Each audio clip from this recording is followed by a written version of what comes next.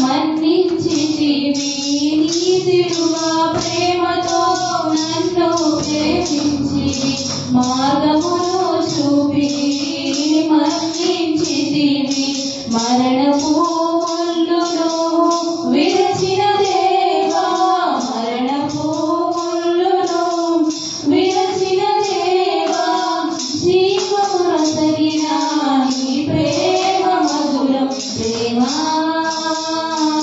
ప్రేమా ప్రేమా నా యేసు ప్రేమా ప్రేమా ప్రేమా ప్రేమా నా యేసు ప్రేమా మధురమైనది నా యేసు ప్రేమా మరపురానిది నా తండ్రి ప్రేమా మధురమైనది నా యేసు ప్రేమా మరపురానిది నా తండ్రి ప్రేమా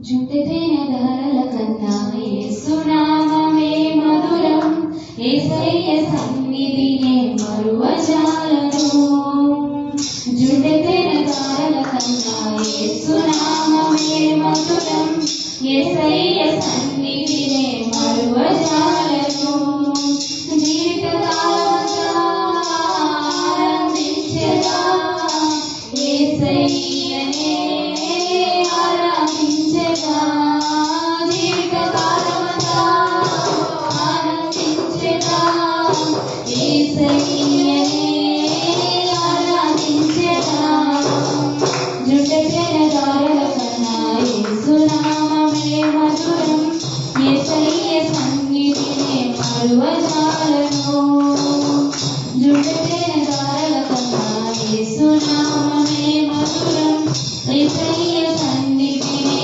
మరువజాలను యేసయ్య నామమే బహు పూజనీయము నాపై దృష్టి నిలిపి సంతృప్తిగా నన్ను ఉంచి యేసయ్య నామమే బహు పూజనీయము నాపై దృష్టి నిలిపి సంతృప్తిగా నన్ను ఉంచి నన్నెంతగానో దీవించి జీవజలపు ఊటలతో జీవింపచేసెనే నన్నెంతగానో దీవించి జీవజలపు ఊటలతో జీవింపచేసెనే జుంటెతేన ధారల కన్నా యేసు నామమే మధురం యేసయ్య సన్నిధినే మరువజాలను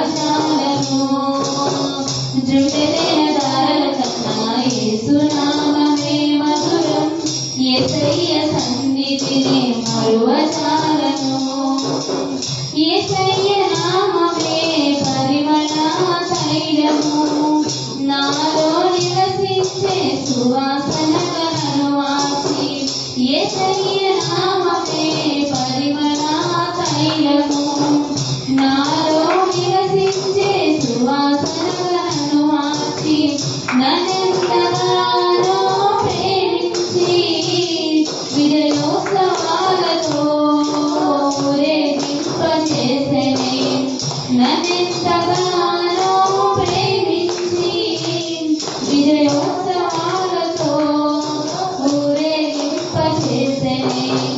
జుండెతేనె ధారల కన్నా యేసునామమే మధురం. యేసయ్య సన్నిధిని మరువజాలను. జుండెతేనె ధారల కన్నా యేసునామమే మధురం. యేసయ్య సన్నిధిని మరువజాలను. జీవితకాలమంతా ఆనందించెదా యేసయ్యనే ఆరాధించెదా. జీవితకాలమంతా ఆనందించెదా యేసయ్యనే ఆరాధించెదా. జుండెతేనె ధారల కన్నా యేసునామమే మధురం. యేసయ్య సన్నిధిని మరువజాలను. జుండెతేనె ధారల కన్నా యేసునామమే మధురం. యేసయ్య సన్నిధిని మరువజాలను.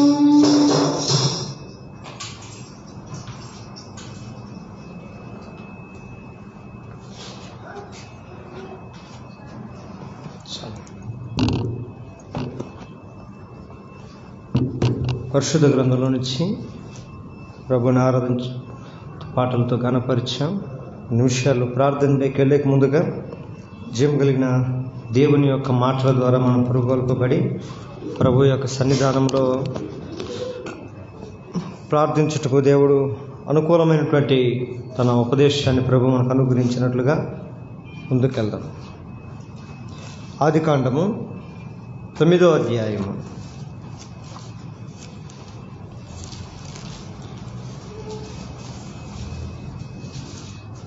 ఆదికాండము 9వ అధ్యాయము 7వ వచనం అందరం కలిసి చదువుకుందాం. ఆదికాండం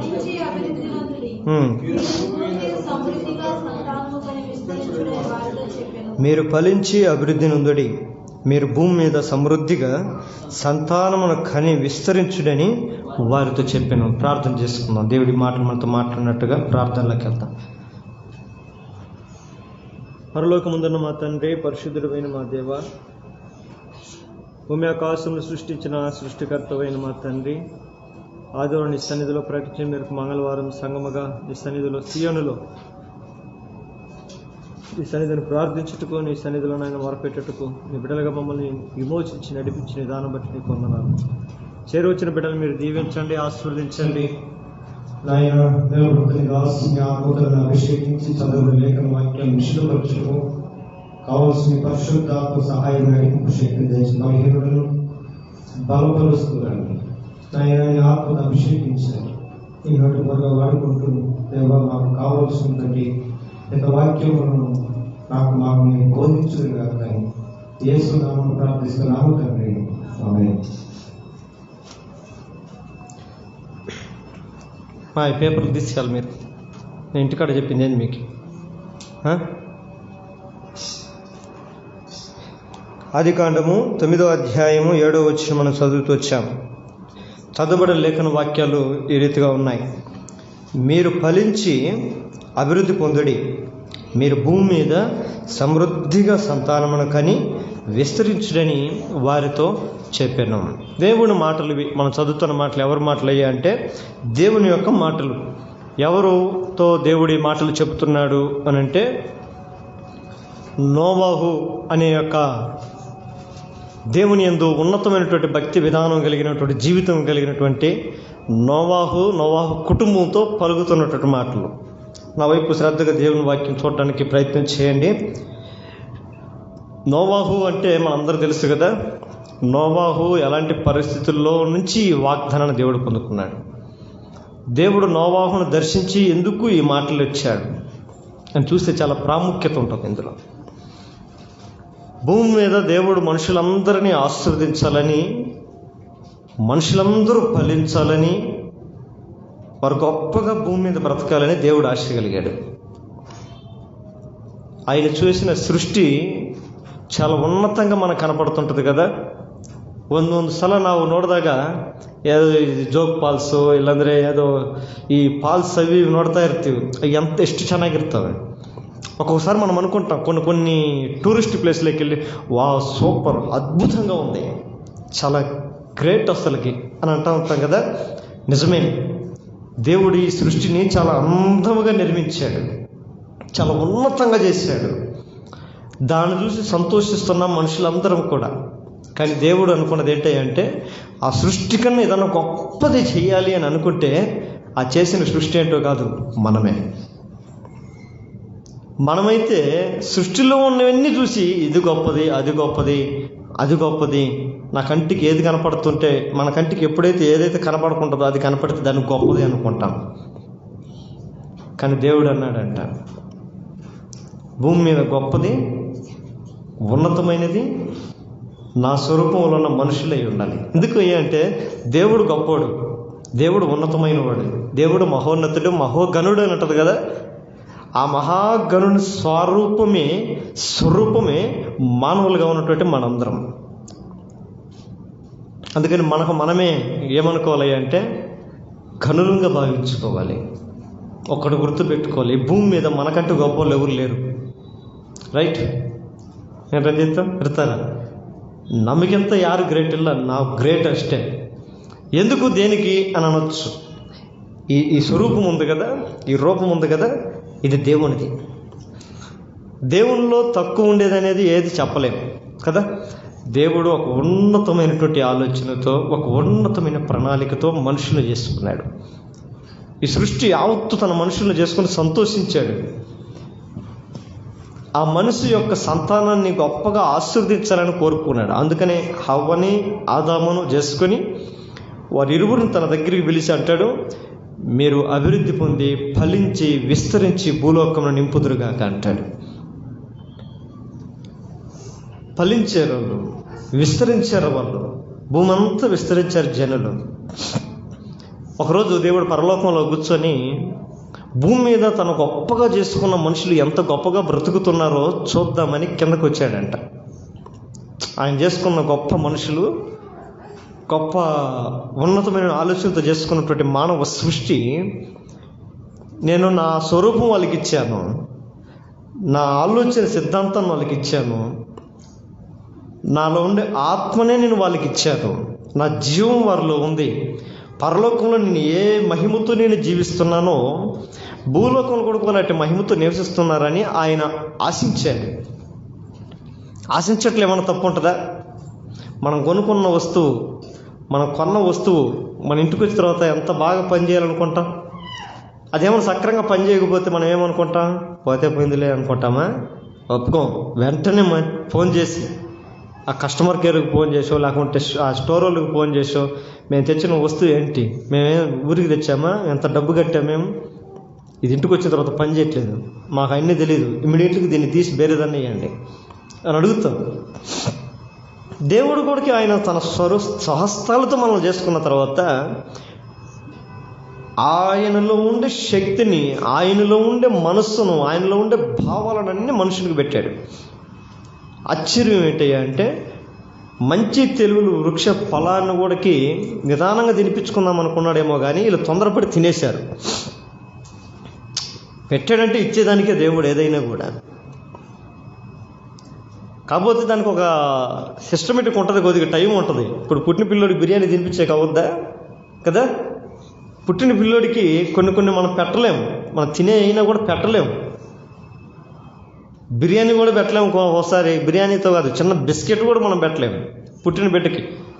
దానికి కొద్దిగా కాల పనిపించండి, దాంట్లో ఏదో కొద్దిగా నేర్పియాలని, కొద్దిగా అనుభవంతో కొద్దిగా ఏదో అలవాటు చేయాల్సిన కొన్ని సందర్భాలు దేవుడి దగ్గర ఉంటాయి.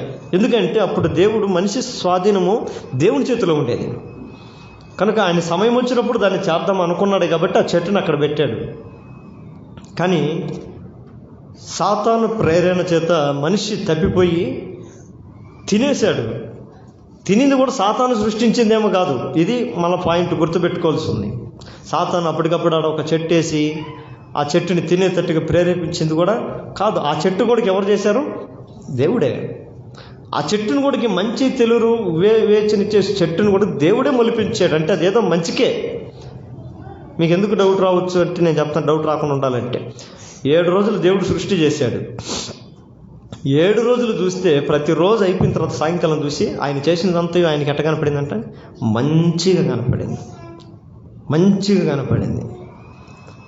మొదటి దినం మొదలుకొని 6వ దినం వరకు చేసిన ప్రతి సృష్టిలో ప్రతిదీ కూడా ఆయన కంటికి చాలా బాగా కనపడింది, ఉన్నతంగా కనపడింది. ఆయన కంటికి కనబడిన దాంట్లో ఏది కూడా చెడ్డది లేదు, ఏది కూడా అసహ్యమైనది లేదు, ఏది కూడా అపవిత్రమైనది లేనే లేదు. సమస్తం శ్రేష్టమైనదిగా చేశాడు. ఇప్పుడు ఆ చెట్టు మంచి తెలుగు వృక్ష ఫలాన్ని కూడా దేవుడు చేశాడు, అది కూడా మంచిగానే చేశాడు. కానీ దాని సమయం కొద్దిగా రాలా మనిషి తినడానికి. అంత లోపలే దాన్ని తినేసేటట్టుగా మానవుడిని సాతాను ప్రేరేపించటము, ఆ మాటకు ప్రేరేపింపబడిపోయి ఆ పండు తినేయడం, జరగరాని నష్టం జరిగిపోయింది. అదొక ఎత్తు. కానీ ఆ స్థలంలో నుంచి దేవుడు హవ్వని ఆదాముని బయటికి పంపించేస్తాడు, కనికరించి పంపిస్తాడు. కోపంతో నెట్టివేసిన కోపంలో ఆయన కనికరం దాగా ఉంది. దేవుడు మన మీద ఎంత కోపడతాడో, ఎంత క్రోధం చూపిస్తాడో, కానీ అంతే ఉన్నతమైనటువంటి దయ, వాత్సల్యత కూడా దేవునిది మన మీద ఉంటుంది అనేది గుర్తుపెట్టుకోవాలి. ఒక్కోసారి దేవుడు నా మీద కోపడ్డాడు, అందుకే నాకు ఈ కష్టాలు, దేవుడు అందుకే నన్ను ఈ రీతిగా శ్రమల పాలు చేస్తున్నాడు, దేవుడికి నా మీద దయలేదేమో, ఆ దేవుడు కూడా నన్ను చూసి జాలిపడట్లేదేమని మనం ఒక్కొక్కసారి ఆలోచిస్తూ ఉంటాం. పొరపాటు. దేవుడు మనల్ని ఎంత శిక్షించినా, ఎంత బాధ పెట్టినా, ఎంత యాతన పెట్టినా, ఎంత స్పీడ్గా మన మీద కోపడతాడో అంతే స్పీడ్తో మళ్ళీ తిరగ దయ చూపిస్తాడు. ఇది దేవుని గొప్పతనం. అందుకని ఆయనకి దయగలవాడు అని పేరు కలిగి ఉంటుంది. మన దేవునికి ఉండే దయ అది. అందుకని దేవుడు మన జీవితంలో ఏదైనా ఒక శ్రమను కానీ, ఒక శోధన కానీ, ఒక కష్టాన్ని కానీ ఒకవేళ మన జీవితంలో జరుగుతున్నప్పుడు మనం తొందరపడి దేవుణ్ణి ఎప్పుడు అపార్థం చేసుకోకూడదు, దేవునికి ఎప్పుడు మనం దూరము కాకూడదు. ఆదాము అవ్వలు చేసింది పొరపాటే, తప్పే, క్షమించరాని నేరమే. నేను చేశాను మిమ్మల్ని, మీరు నా మాటే వినాలి తప్ప పొరపాటును మీరు ఇంకొకరి మాట వినకూడదు. పొరపాటును ఇంకొక వ్యక్తిని యొక్క మీకు ఆధారం చేసుకోకూడదు, ఆ మాటను బట్టి మీరు నడవకూడదు. కానీ దీనికి మీరు శాపగ్రస్తులు అని చెప్పించినా కూడా వాళ్ళని అట్టే తరిమేయలేదంట. వాళ్ళ కొరకు మొదటి బలి అర్పణ చేసిన వాడు కూడా దేవుడే. వాళ్ళ చర్మపు చొక్కాలు తొడిగించటానికి వాళ్ళు తెలుసుకున్నారు ఏమని, మేము వస్త్రహీనులమని, దిగంబరులమని తెలుసుకున్నారు. తమను తామే చూసుకొని అసహించుకుంటున్నారు. తమను తాము చూసుకొని అయ్యో నేను హవ్వ ఎదురుగా మేము నిలబడలేకపోతున్నామని అనుకుంటున్నారు. కానీ ఆ దిగంబరత్వాన్ని కప్పి ముచ్చటానికి ఆయన ఒక బలి అర్పణ చేశాడు. మొట్టమొదటిగా ఒక బలి నడిపించి చర్మ చొక్కాలు వాళ్ళకి తొడిగించి వాళ్ళు బయటకు పంపాడు. పోనరా నా ముఖమే తొడద్దని తరిమేయచ్చు కదా. ఒక బలిని ఇవ్వాలంటే ఖచ్చితంగా అందులో ఆయన ప్రేమ కనపడుతుంది, ఆయన కనికరం కనపడుతుంది. కనుక మనం కూడా ఎప్పుడు కూడా దేవుని పైన మనం ఎప్పుడు సనగకూడదు, గొనగకూడదు. ఆయన మీద మనం ఒక్కోసారి అసహనంతో కూడా మనం ప్రవర్తించకూడదు. ఆధ్యాత్మికతలో మనం నడుస్తున్నప్పుడు కూడా మన జీవితంలో కష్టం వస్తుంటే ఆ తప్పిదానికి, ఆ పొరపాటుకి నాలో ఏదైనా బలహీనత ఉండాలే, కానీ అది దేవునిది ఏమాత్రము కాదని భావన కలిగిన భక్తిపరులుగా మనం నిలిచి ఉండాలి. తొందరపడకూడదు. అయితే దేవుడు చూడండి, ఆయన చేసుకున్నటువంటి మనుషులు ఏ రీతిగా ఉన్నారు అని కొన్ని దినాలు గడిచిన తర్వాత భూమి మీదకి వచ్చి చూడాలనుకున్నాడంట. నా స్వరూపంలో, నా పోలికలో, నా మనస్తత్వంతో నేను చేసుకున్న మనుషులు ఎలా ఉన్నారయ్యా అని చూడడానికి వస్తే భూమి మీద దోషము, అపరాధము, అవిధేయత నిండిపోయి ఉందంట. టోటల్గా ఒక మాటలో చెప్పాలంటే దేవుని భయము పూర్తిగా లేని ప్రజలుగా భూమి మీద మారిపోయారు. అంటే మనుషులందరూ ఏం నేర్చుకున్నారయ్యా అంటే దేవుడు అనేవాడే లేడు, దేవుడు అనేవాడు లేడు. మేము ఈ రీతిగా ఉండటానికి దేవుడు అనే ఒక ఆయన ఉన్నాడు, ఆయన మమ్మల్ని చేశాడు, మమ్మల్ని నిర్మించాడు. మేము అనుభవిస్తున్న ఈ భూమి, ఈ నడుస్తున్న ఈ భూమి ఆ దేవుడు చేసిందే. మేము పీల్చుకుంటున్న ఈ గాలి దేవుడిచ్చిందే, మేము తింటున్న ఈ ఆహారం దేవుడిచ్చిందే, మేము తింటున్న ఈ మాంసం దేవుడిచ్చిందే, మేము అనుభవిస్తున్న ఈ జీవితం దేవుడిచ్చిందే అని ఏ మనిషికి కూడా ఆ జ్ఞానం అనేది లేకుండా జీవిస్తున్నాడంట. ఈ జ్ఞానము అంటే దేవుడు అనేవాడే లేని జీవితం మాది అన్నట్టుగా జీవిస్తున్నటువంటి ఆ జీవితాన్ని చూసి దేవుడు చలించిపోయాడంట. అప్పుడు ఈ గుంపులో ఎవరున్నారా అంటే ఒక్కరు కూడా కనపడకపోగా ఎవరో ఒక ఆయన, ఒక ముసలాయన అంతమంది గుంపులో దీనత్వం కలిగి దేవునికి ప్రార్థన చేస్తూ ఉండడం, అంతమందిలో కూడా దేవుని కన్ను ఎవరి మీదకి పోయింది? ఆ నోవాహు అనే ఒక ముసలాయన మీదకి పోయింది. అనేకమైనటువంటి దేవుని భయం లేని జనుల మధ్యలో కూడా దేవుడు మనల్ని అందరినీ ఒక ఘాట కట్టేయడు. 100 మంది భక్తిహీనులు మన చుట్టూన్న భక్తి కలిగిన వాడు వారిలో ఒక్కడున్నా కూడా దేవుడు వారిని విడిచిపెట్టాడు. ఒక్కసారిగా అయితే చూసి వాళ్ళకి అంత కోపం వచ్చింది. ఆయన కోపం రగులుకోక ముందుగానే ఆ కోపం వెంటనే ఆరంభించక ముందే అందులో ఒక నీతిమంతుడు కనపడ్డాడు. ఆయన దగ్గరకు వచ్చి అంటాడు, నోవాహు, ఈ తరం వారిలో నీవే నా ఎదుట నీతిమంతుడి కనపడింది. అంటే మిగిలిన వాళ్ళందరూ ఎట్లా కనపడి ఉండాలి? ఆయనకి నీతి లేని వారుగా.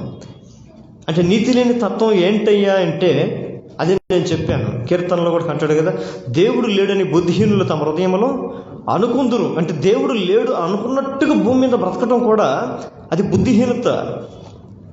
అయితే నీతి అంటే ఏంటి అంటే దేవుడు అనేవాడు అక్కడ ఉన్నాడు, ఆయన మనల్ని గమనిస్తున్నాడు, మనం ప్రతి తీరుని ఆయన ప్రవర్తన ఆయన పరిశోధిస్తున్నాడు, పరీక్షిస్తున్నాడు అనే విషయం తెలుసుకున్నవాడే నీతిమంతుడు. మరి ఈయనకి ఎట్లొచ్చిందో ఈ అలవాటు అని అంటే తన పితరుల దగ్గర నుంచి నేర్చుకున్నాడు. ఆదాముకు 2 కుమారులు పుట్టిన తర్వాత ఒకడు చెడ్డోడైతే ఇంకొకడు మంచోడు అయ్యాడు. వాళ్ళిద్దరికి దేవునికి బలి అర్పించాలని ఎవరు చెప్పుకుంటారు? తండ్రే చెప్పుకుంటాడు, తల్లిదండ్రులు చెప్పుకుంటారు. ఒకప్పుడు మమ్మల్ని మేము ఏదో పనులు చేస్తే దేవుడు బలి అర్పించాడు, ఆ బలిని అర్పించి సమాధానంతో మాకు సొక్కాలు దొడిగించాడు, మీరు కూడా దేవునికి ఏదైనా సమాధాన బలితో కూడుకున్నటువంటి బలులు అర్పించండి అని చెప్పి వారికి హితోపదేశం చేశాడు. అందుకని ఒక చెడ్డోడు అయినా ఒక మంచోడు వాళ్ళలో ఉన్నాడు. ఆ మంచి చనిపోవాల. మంచి చెడు తెలివి వివేచనిచ్చే వృక్ష యొక్క ఫలం మనుషుల్లో అందరిలో కూడా కాస్త కోస్తా సాగుతూ ఉంది. కానీ చెడు ఏం చేస్తుంది అంటే మంచిని చంపడానికి ప్రయత్నం చేస్తుంటుంది ఎప్పుడు కూడా. దేవుడు చెడుని చూసి మెచ్చుకున్నాడు, మంచిని చూసి మెచ్చుకున్నాడు. చెడ్డవాడు ఏం చేశాడు? సహించలేకపోయాడు.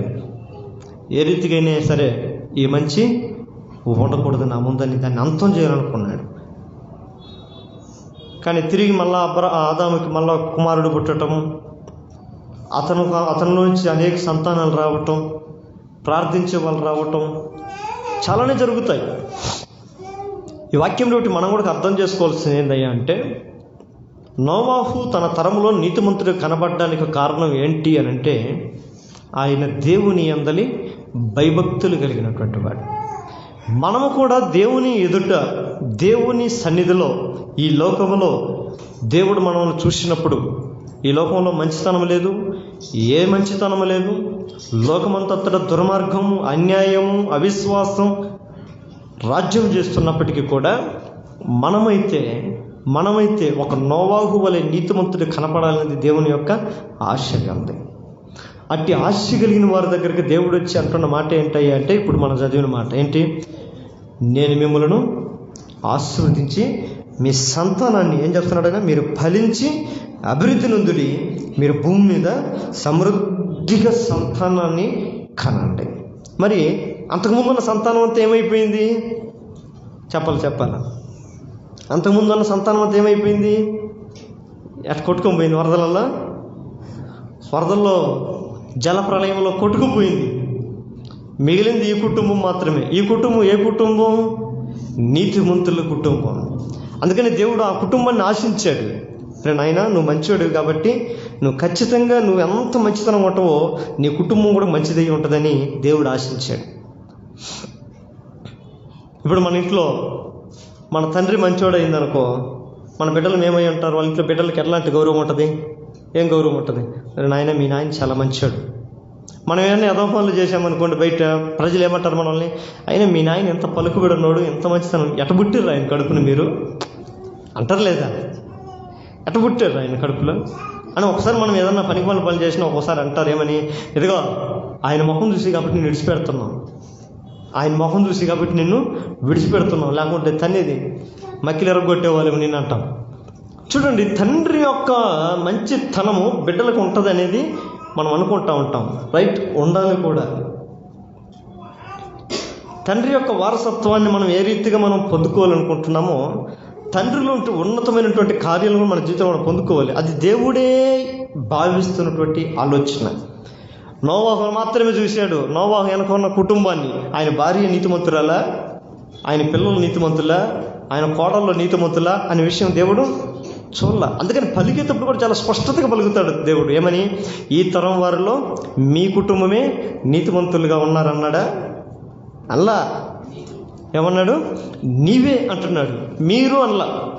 నీవే అంటే నువ్వొక్కడివే, నీవొక్కడివే నువ్వు ఈ తరం వరకు నీతిమంతుడిగా ఉన్నావు, నేను ఒక్కనే కాపాడతానంటే సరిపోయింది కదా. ఈయన నీతి ఆ కుటుంబానికి రక్షణగా మార్చబడింది. దేవుని సన్నిధిలో, దేవుని మందిరంలో ఈ కింద ఉన్నటువంటి మాట ఏంటయ్యా అంటే, నీ సంతానమును కని, ఏమంటున్నాడు అమ్మాయినా, మీరు సంతానమును కని విస్తరించండి. నోవాహు ఎలా నీతిమంతుడయ్యాయి అంటే విశ్వాసమును బట్టి. ఈరోజు మనము కూడా విశ్వాసమును బట్టి మనం ఏమై పిలువబడుతున్నామంటే విశ్వాసులని పిలువబడుతున్నాం. విశ్వాస గృహంలోనికి మనం వచ్చాం, అనగా దేవుని మందిరంలోకి వచ్చాం. ఈ భూలోకమంతా బలత్కారంతో, చెడుతనముతో, అవిధేయతతో, అవిశ్వాసముతో, దేవుడంటే భయం లేని తనంలో బ్రతుకుతున్నటువంటి ఆ ప్రజల నుంచి మనం బయటకు వచ్చాం. ఆమేన్. బయటకు వచ్చిన నీతో నాతో దేవుడు అనే మాట్లాడేంటే, మీరు సంతానాన్ని కానీ విస్తరించండి. నోవాహు సంతానాన్ని కనగలుగుతాడా? నోవాహు మగవాడు పిల్లల్ని కంటాడా?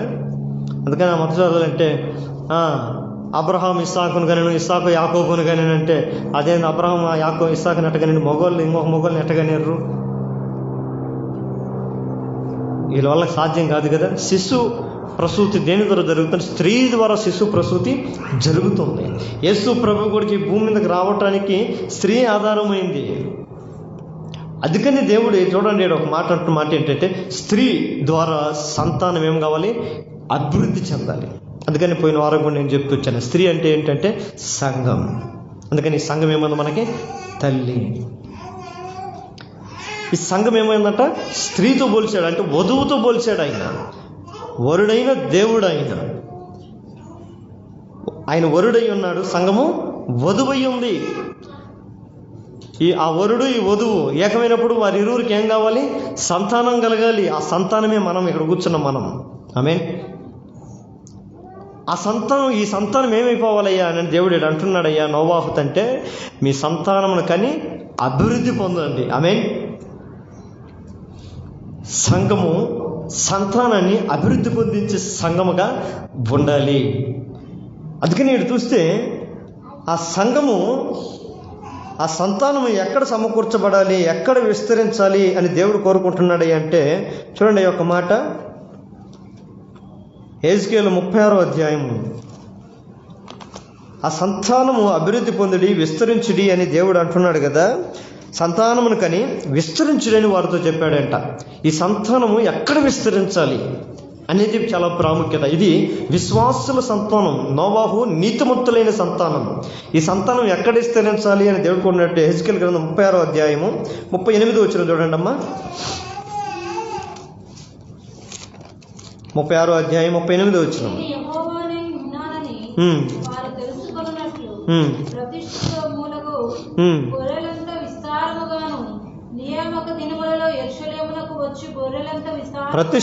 ప్రతిష్ఠిత మగులకు గొర్రెలంత విస్తారముగాను, నియామక దినములలో యెరూషలేమునకు వచ్చు గొర్రెలంత విస్తారముగాను.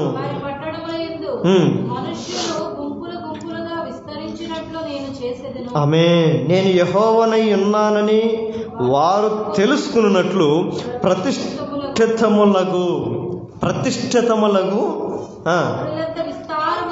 అదే నియామకాలములలో యెరూషలేమునకు వచ్చు గొర్రెలంత విస్తారంగాను. ఈ విస్తారమైన సంతానం నోవాహుతో అంటున్న మాట, నీతిమంతుడైన నోవాహుతో అంటున్న మాట, నోవాహు నీ సంతానమును కని నువ్వు విస్తరించుదువుగాక. రైట్, ఈ వాగ్దానం దేవుడు మనకిచ్చాడు. ఇప్పుడు సంఘాన్ని కూడా దేవుడు ఇస్తున్న వాగ్దానం ఏమి అనుకోవాలంటే, సంఘంతో ఆ రోజు నోవాహు కుటుంబం, సంఘం అంటే నీతిమంతులే, మనం నీతిమంతులం కాకపోవచ్చు. ఈ సంఘంలో చేరవాలి మనం నీతిమంతులం కాదు. సంఘం మాత్రం అవినీతితో కూడుకున్నది కాదు, పాపంతో కాదు, ఇది చెడుది కాదు. అందుకంటాడు ఆయన, పరిశుద్ధమును నిర్దోషమైన నిష్కలంకమైన గొర్రెపిల్ల రక్తంతో తయారైనటువంటి సంఘం ఇది. ఏ సంఘం అయ్యేది?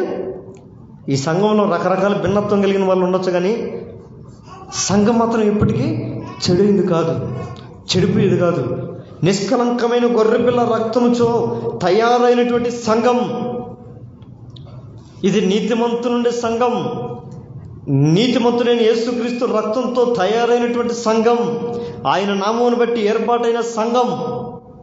ఆ సంఘాన్ని దేవుడు అంటున్నమాట, నువ్వు సంతానాన్ని కని విస్తరించదువుగాక. అంటే ఆ సంఘంలో ఎలా ఉండాలయ్యా అంటుంటే, ప్రతిష్ఠితములకు గొర్రెల వలె. ఏ గొర్రెలు అంట? కొన్ని గొర్రెలు ఉంటాయి, అన్ని గొర్రెలు కాదు, కొన్ని ఈ గొర్రెలు ప్రత్యేకమైన గొర్రెల గురించి చెప్తున్నాడు దేవుడు ఇక్కడ. ప్రతిష్ఠితములకు గొర్రెలని. ప్రతిష్ఠితం అంటే ఏంటి? ప్రత్యేకించుకొని దాన్ని అభిషేకించటం, దాన్ని బలిగిచ్చే గొర్రెని ఎడ చేస్తారు? తీసుకొని శుభ్రంగా కడిగి, దాన్ని శుభ్రంగా కడిగి, దాని కొమ్ములకు రంగు పూసి, దానికి పెద్దది ఒకటి పెట్టి, ప్రత్యేకంగా 100 గొర్రెలు ఉంటాయి, అన్నీ తప్పించుకొని ఉంటాయి. కానీ ఇది మాత్రం ఎట్లా ఉంటుంది? దానికి నమస్కారం చేస్తారు, ఇది చేస్తారు, దాన్ని అరికేదానికైనా. ప్రతిష్ఠించబడినటువంటి గొర్రె వలె మన సంఘంలో ఉండాలి. రెండవదిగా అంటున్నాడు, యెరూషలేముకు వచ్చే గొర్రె, యెరూషలేముకు వచ్చే విస్తారమైన గొర్రెల వలె. ఇవన్నీ ఎలా ఉంటాయి? ముందంటాడు, నేను యెహోవానని వారు తెలుసుకున్నట్లు. దేవుడు అని, ఇది దేవుని సంఘమని, దేవుని ఆలయమని తెలుసుకునే ప్రతి వ్యక్తి కూడా నీతిమంతుల కుటుంబానికి చెందినవాడై ఉంటాడు. ఆమేన్. వీళ్ళు ఎలా ఉంటారయ్యా మందిరంలోకి వచ్చేటప్పుడు అంటే, ప్రతిష్ఠించబడిన గొర్రె వలె. మూడవది, యెరూషలేమునకు వచ్చే గొర్రె వలె. ఈ గొర్రెలన్నీ ఎక్కడ చేరాలంటే విస్తరించి దేవుని సన్నిధిలో విస్తరించాలి. దేవుడు మందిరంలో, యెరూషలేము అనగా మందిరం అని అర్థం. ఈ మందిరంలో వచ్చే గొర్రెలు ఎలా ఉండాలి అంటే, విస్తరించే గొర్రెల వలె. పొట్టేళ్ళ వలె అంటే అర్థమే మారిపోద్ది, గుర్తుపెట్టుకోవాలి. పొట్టేళ్ళు అని అంటే అది మొగది, అవి సంతానాన్ని కనవు. దేవుడు మనం ఎడచూస్తున్నాడు, నా గొర్రెలు అంటాడు. కీర్తనలు 100లో 3వ వచనంలో అదే అంటాడు, ఇదిగో మనం ఆయన గొర్రెలము, ఆయన మేపు ప్రజలము. గొర్రె ఏం చేస్తుందయ్యా అంటే సంతానాన్ని ఇస్తుంది. కాబట్టి దేవుడు మనల్ని గొర్రెలుగా మార్చాడు. అంతని చెప్పి మనం గొర్రెలం కాదు, దేవునికి సంతానం ఇచ్చే గొర్రెల వలె మనం ఉండాలి. ఈ సంఘంలో మనందరం గొర్రెలు ఎలా ఉండాలంటే సంతానాన్ని కనివ్వాలి. ఇప్పుడు రంజిత్ వచ్చిండు, లీలు తీసుకొని ఒక సంతానాన్ని కానీ ఇచ్చిండు. ఏంజల్ ప్రియ అని ఒక గొర్రెని ఇచ్చిండు. శ్యాము పెళ్లి చేసుకొని నిరీక్షణ ఒక గొర్రె పిల్లని ఇచ్చిండు. అటు ఒక్కొక్కరు ఏం చేయాలి? ఒక్కొక్క గొర్రెలు మనం కనేవరంగానే ఉండాలి. ఇది ఎట్లా ఉండాలి అంటే, మీరు మాకు ఒక బిడ్డ చాలు అనుకుంటారేమో ఎవరు మీ కుటుంబాలను. అయితే అట్టే కదా అనుకునే, మనకు ఒక బిడ్డ చాలప్ప, 2 చాలులేప్ప, 3 చాలులే, అంతకు మించి ఇంకొద్దు. అయితే సంఘం ఎప్పుడు మనం అనుకున్నట్టు అనుకో, మన తండ్రి అట్టు అనుకోడంట. నా సంఘము, నా ఇల్లు, నా నివాసం విస్తరించాలి సంతానం. ఆమేన్. విస్తరించాలి. ఈ విస్తరించడానికి మనం మొట్టమొదటిగా దేవుడు అనేవాడు, మనకు దేవుడు ఎవరు అనేది మనం తెలుసుకొని ఉండాలి. ఆయన గొర్రెగా ఉండాలి. ఆయన ఆశీర్వాదం మనకు తెలుసుకోవాలంటే ఆయన యెహోవాని వారు తెలుసుకున్నట్లు అంటాడు ఒక మాట. రెండోదిగా ప్రతిష్ఠితం అవ్వాలి, అంటే క్రీస్తు కొరకు మనం ప్రతిష్ఠించుకోవాలి. మూడవదిగా ఆయన మందిరానికి, యెరూషలేముకు చేరే ఒక గొర్రెలో ఒక గొర్రె వలె మనం ఉండాలి. ఈ మందిరానికి రావాలి, దేవుడు అంటే తెలుసుకోవాలంటే మొట్టమొదటి వాళ్ళు ఎవరయ్యా దేవుడు అని తెలుసుకుంటారు. ఈ గొర్రెలు ఎవరైనా తెలుసుకుంటారు దేవుడు అంటే. చూడండి, ఆ మాట కూడా పరిశుద్ధ గ్రంథంలో అంటాడు. జకర్యా 10వ అధ్యాయము 8వ వచనం చూడండి. జకర్యా 10వ అధ్యాయం 8వ వచనం. జకర్యా 10వ అధ్యాయం 8వ వచనం. నేను వారిని విమోచించి ఉన్నాను కనుక వారిని నీరు వేసి పిలిచి సమకూర్చెదను. మునుపు విస్తరించినట్లు విస్తరించుదురు. చాలు. నేను వారిని విమోచించి ఉన్నాను గనుక వారిని ఏల వేసి పిలిచెదను. మునుపు విస్తరించినట్లు వారు ఎవరు దేవుని సన్నిధానంలో విస్తరించగలుగుతారు అని అంటే, మీరు అంటున్నాడు విమోచించబడిన వారిని దేవుడు ఏం చేస్తాడంట? పిలుస్తాడంట. ఎట్లా పిలుస్తాడు తెలుసా? ఏళ్ళ నాకు రాదు, లేకపోతే వేసుద్దునేడ ఏలేసి వరత దేవుడు నిన్ను నన్ను పిలవాలి అని అంటే, లోకంలో ఉంటాం కదా మనము, ఏడుంటే ఆయన ఏం చేస్తాడంట? ఏలేస్తాడంట. ఒక ఏలేస్తే విమోచించబడిన వాడు ఎక్కడన్నా ఉన్నాయి, ఎంత దూరంలో ఉన్నాయి, ఒక మాట అంటాడు, నా గొర్రెలు నా స్వరం ఆమె. నా గొర్రెలు నేను వేసి వేల వింటాయి, నా పిలుపుని వింటాయి, నా స్వరాన్ని వింటాయి. అది నేను పిలిచాను అనుకోండి, ఏ బిడ్డ అయితే నా సన్నిధిలో నా రక్తం చేత విమోచించబడి పరిశుద్ధపరచబడి నీతిమంతుడిగా తీర్చబడి లోకంలో ఏ మూలన దాగున్నా కూడా ఆ వేల స్వరాన్ని విని దేవుని సన్నిధిలోని పరిగెత్తుకొని వస్తాడంట. ఆమేన్. మరి మన పరిస్థితి ఏంటి? విమోచించబడి దేవుని సన్నిధికి వచ్చే వారంగా ఉన్నామా? విమోచించబడి కూడా దేవునికి దూరంగా ఉండేవారం ఉన్నామా? కానీ దేవుడు అది ఆ ఉద్దేశ్యం కాదు. ఎందుకు నోవాహును మాత్రమే ఈ తరం వరకు నువ్వు నీతిమంతుడివి, నేను నిన్ను ఆశీర్వదిస్తానన్నాడంటే, విమోచించబడిన వారి మధ్యలో కూడా దేవుని కొరకు కనిపెట్టుకున్నటువంటి ఒక వ్యక్తి, అప్పుడు ఆయన విమోచించబడ్డాడు. ఎప్పుడు? జలప్రళయం వచ్చేటప్పుడు ఆయన విమోచించబడ్డాడు. ఆయన కుటుంబాన్ని దేవుడు ప్రత్యేకపరిచి ఆశీర్వదిస్తున్నాడు. ఈరోజు నీ కుటుంబం, నా కుటుంబం, మన కుటుంబం, లోకంలో బ్రతుకుతున్నాం. ఎలా ఉన్నాం? లోకంతో కలిసి జీవిస్తున్నామా? లోకంతో కలిసి బ్రతుకుతున్నామా? లోకంలోంచి క్రీస్తు కొరకు విమోచించబడిన వారుమా?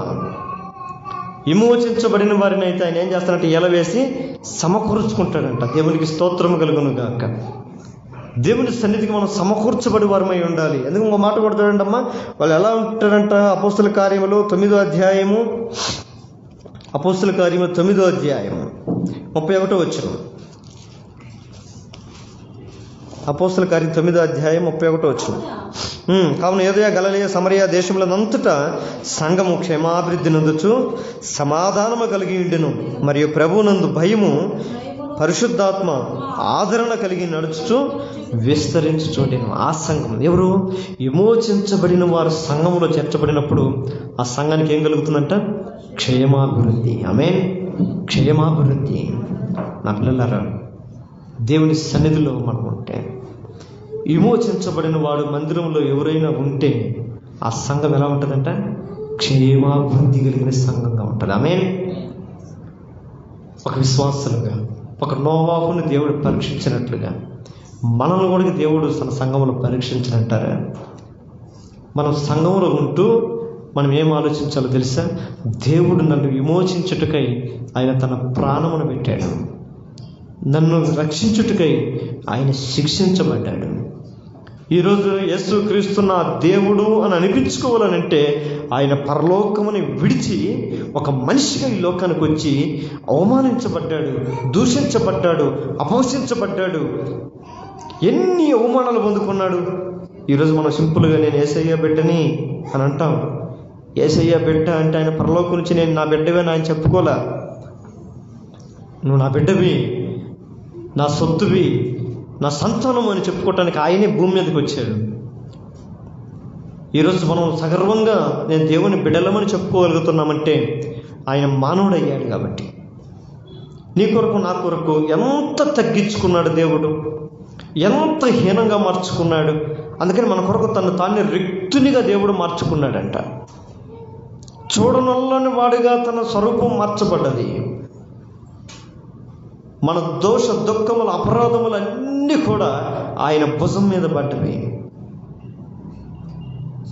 ఆ గాయాల్లో, ఆ పొందిన దెబ్బల్లో, ఆ శిలువ రక్త ప్రోక్షణలో మనం ఈరోజు నీతిమంతులుగా మార్చబడ్డాం, దేవుని కుమారులుగా మార్చబడ్డాం. మనం సింపుల్గా చెప్పేస్తాం, నువ్వు క్రిస్టియన్ అంటే నేను క్రిస్టియన్ అని.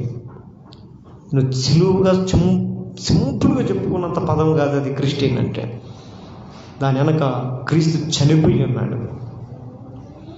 క్రైస్తవుని చెప్పుకొని క్రైస్తవుడు వల్ల కూడా జీవించకపోతే మళ్ళా యేసు ప్రభువుని మనం చంపేస్తున్నట్టే అర్థం. ఆ రోజు యేసు ప్రభువుని వాళ్ళ దేవుడని తెలియక చంపేశారు. ఈరోజు మనం దేవుడని తెలిసి, నా దేవుడని కూడా తెలిసి ఆయన చంపేయడం అంటే అది సామాన్యమైన విషయం కాదు. దాన్ని ఏమంటారంటే నమ్మక ద్రోహం అంటారు. ఇస్కరియోతు యూదా ఎందుకు పశ్చాత్తాపడ్డాడు, ఎందుకు ఉరేసుకొని చచ్చాడయ్యా అంటే, వాడు తన ప్రభు అని పిలిచేవాడు ఒకప్పుడు. దేవుడు వెనక్కి తిరుగుతూ, ప్రభువా, బోధకుడా అంటే ఏంటి? నాకు మంచి చెప్పేవాడా అని, నాకు మేలు చెప్పేవాడా అని, నా మేలు కోరుకునేవాడా, మంచి బోధన బోధించేవాడు నువ్వు అని చెబుతూ కూడా సందర్భం వచ్చినప్పుడు ఆ దేవుని ఎందుకు విశ్వాసం ఉంచలేక ఆ దేవుణ్ణి పాపుల చేతికి అమ్మేశాడు. నా పిల్లలారా, దేవుని సన్నిధిలో మనం ఆయన తండ్రి, నా దేవా అని మనం పిలుస్తున్నప్పుడు మనం ఎలా ఉండాలి తెలుసా? ఎలా ఉండాలి? ఆయన మన కొరకు మన మీద ఎట్టి ప్రేమను దేవుడు మనకు చూపించాడో మనం కూడా దేవునికి అదే ప్రేమను చూపించ బద్ధులమై ఉన్నాము కదా అంటాం. ఆమేన్. దేవుని ఎట ప్రేమించాలంట? రంజిత్ వాళ్ళ కూతుర్ని ఎట ప్రేమిస్తాడో తెలుసా? అట్టగా ప్రేమించాలి దేవుణ్ణి. ఆమేన్. ఎంతగా ప్రేమిస్తాడో తెలుసా వాళ్ళ కూతుర్ని? వాళ్ళ కూతురు ఏడిసిందంటే ఇప్పుడు ఇంటికి ఎత్తుకొని వెళ్ళిపోతాడు. నా దేవుడు ఏడా కొంచెం ఉండమ్మా అట్ట అలవాటు చేద్దామని అనుకోడు. ప్రేమ, బిడ్డ మీద అంత ప్రేమ. దేవుడు కూడా మనల్ని అంతగానే ప్రేమించాడు.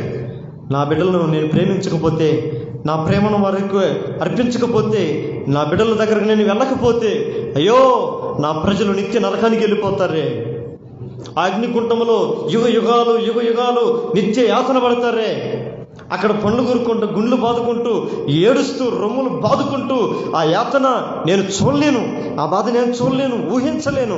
నా బిడ్డలు ఆ బాధ పడకూడదు. మనం బాగుండాలని, మనం సంతోషంగా ఉండాలని, మనం హ్యాపీగా ఉండాలని, పరిశుద్ధులుగా ఉండాలని, పవిత్రులుగా ఉండాలని, నిర్దోషులుగా, నిష్కలంకులుగా ఆయన రాజ్యంలో మనం చేరాలని ఈ రాజ్యానికి ఆయన వచ్చాడు. ఆయనకి గౌరవం లేదు ఇక్కడ, ఆయనకి విలువ లేదు ఇక్కడ. ఎవరు ఆయన పిలిచి ఇద్దరు రా మా ఇంట్లో కూర్చుందిరు అని ఎవరు గౌరవం కూడా ఇచ్చేవాళ్ళు లేరు. అందుకని యేసు ప్రభు ఒకరోజు ఒక ఆయన దగ్గరికి వెళ్ళి అంటాడు, చూసారా, మనిషి కుమారుడికి తలవాల్చుటకైనా స్థలమే లేదు అంటాడు. ఏదన్నా ఒకరోజు పోయి, అయ్యా కష్టపడి పొగలంతా తిరిగి దేవుని సేవ చేస్తున్నాం, ప్లీజ్ ఒకరోజు మా ఇంటికి వచ్చి పండుకుందురా అని పిలిచిన నాదుడు కూడా దేవుడు లేరేమో. అందుకని ఆయన పగలంతా వాక్యమును బోధించి రాత్రి వెళ్ళి ఏం చేసేవాడంట, కొండల మీదకి వెళ్ళి చెప్పాలి కొండల మీదకి వెళ్ళి ఏం చేస్తాడంట, ప్రార్థన చేస్తాడంట. నేను అనుకుంటా ఉంటా ఆ వాక్యం చదివినప్పుడు, ఎందుకు యేసుప్రభు ఈ మాట చెప్పాడు అని అంటే నాకు అర్థమైంది.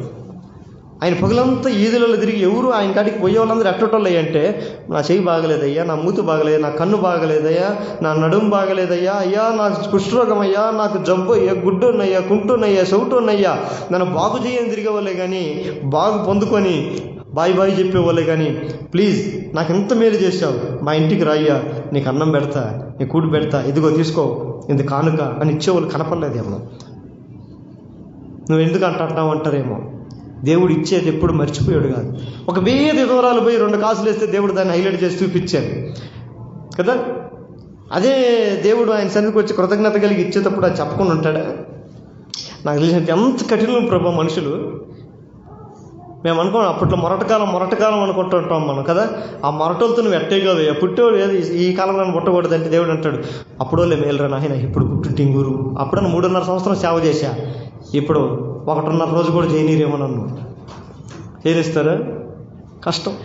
అప్పుడైనా మూర్ఖులు కాబట్టి, మొరటలు కాబట్టి, అజ్ఞానులు కాబట్టి నేను 3.5 సంవత్సరం చేశా. ఈ రోజుల్లో అయితే 3 నిమిషాలు నన్ను ముగిచ్చేస్తారు భూమి మీద అన్నట్టుగా ఉంటుంది నాకు. అని పగలంతా ఆయన తిరిగి కొండ మీదకి వెళ్ళినప్పుడు ప్రార్థన చేసేటప్పుడు కొన్ని గమనిస్తాడు. అక్కడ ఆయన ప్రార్థన చేసి వెళ్తే ఆ బొక్కలలో ఒక నక్క పడుకొని నిద్రపోతుంటుందేమో. ఆయన అడిగి పోయి ఆ బొక్క దగ్గర మోకాళ్ళు ప్రార్థన చేసి ఆ నక్క బయటకు వచ్చి పరిగెత్తుకుని వెళ్ళిపోయేది. చెట్టు కిందకి వెళ్ళి అటుకు వచ్చే చేత తీరదామని ప్రార్థన చేసుకుందామని చూస్తే చెట్టు మీద ఆకాశ గూళ్ళు కొట్టుకొని బాగా కిలకిలగా ఉంటాయి. ఇటు చూసి అనుకునేవాడు ఆయన. అందుకని ఆ బయటకు వచ్చి అంటాడు, నక్కలకు బొర్రీలు ఉన్నాయి, ఆకాశ పక్షి గూళ్ళు ఉన్నాయి, మనిషి కుమారుడికి మాత్రం తలవాళ్ళ చుట్టుకు స్థలమే లేదు. ఎంత దయనీయమైన స్థితి చూడండి. దేవుడు నీ కొరకు నా కొరకు ఎంత స్థితిలో మార్చబడ్డాడు. ఆ దేవుణ్ణే మనం తక్కువగా చూసేది, అంత దేవుణ్ణి మనం తక్కువగా ప్రేమించేది. ఈరోజు మన ఏదో ఈటీవీలో కేఆర్ టీవీ ఛానల్లో ఎవరో ఒక ఆయన హానోక్ అనే పాస్టర్ని ఇంటర్వ్యూ చేస్తున్నాడు. ఆయన అడుగుతున్నాడు, నీకు యేసు ప్రభు అంటే ఎంత ప్రేమ అన్నాడు. నీకు యేసు ప్రభు అంటే ఎంత ప్రేమ అంటాడు. ఆయన అన్నాడు, నాకు అందరికన్నా యేసయ్య అంటే నాకు ఎక్కువ ప్రేమ అన్నాడు. మళ్ళీ అడుగుతున్నాను, మళ్ళీ చెప్పు అన్నాడు. నువ్వు ఎన్నిసార్లు అడిగినా కూడా నాకు యేసయ్య అంటేనే నాకు ప్రేమ, నా యేసయ్య తర్వాతే నాకు ఎవరైనా, నా యేసయ్య తర్వాతే నాకు ఎవరైనా అని అన్నాడు. నిజంగానా ఆయన నొక్కి అడుగుతున్నాడు. నువ్వు ఎన్నిసార్లు అడిగినా నేను ఇదే చెప్తా, నా యేసయ్య నాకు మొదట. ఆయన నా కొరకు ప్రాణం పెట్టినవాడు. ఆయన నా కొరకు ప్రాణం పెట్టినవారు అంటే ఇంతకన్నా ఇంకోరు ఉంటారే గొప్ప. ఎస్ ఆయనే నాకు గొప్ప అంటే మీ నాన్నకన్నా, ఎస్ మా నాన్నకన్నా గొప్పోడు, మీ అమ్మకన్నా మా అమ్మకన్నా గొప్పోడు, నీ భార్య కన్నా నా భార్య కన్నా గొప్పోడే, నీ బిడ్డ కన్నా నా బిడ్డ కన్నా గొప్పోడే, అందరికన్నా గొప్పోడే, ఎవరికైనా గొప్పోడే. ఆయన నా జీవితంలో ఆయనే నాకు గొప్ప, ఆయన తర్వాతే ఎవరైనా. ఆ మాట చెప్పాలంటే అంత దమ్ము కావాలి కదా. మనం చెప్పగలుగుతామా? నీ పని కన్నా దేవుడు గొప్పోడను, నీ ఇంట్లో ఇంటికన్నా దేవుడి పని గొప్పను, దేవుడు గొప్ప అని చెప్పగలిగినప్పుడే కదా మనం నోవా లాంటి నీతిమంతులం అయ్యేది. మన దగ్గర నిలబడి నీతిమంతుని ప్రభు నన్ను ఆశీర్వదించండి, దేవుడు ఎలా ఆశీర్వదిస్తాడు. కానీ అదే ఆశీర్వాదం కొరకు మనం ఏం చేస్తాము? అవకాశం దొరికినప్పుడు దేవుని సన్నిధికి వస్తాం. ప్రభా మమ్మల్ని ఆశీర్వదించు, మమ్మల్ని దీవించు, మమ్మల్ని గొప్ప చేయి. కానీ దేవుడు చూసేది ఏంటో తెలుసా? ఈ నీతిని.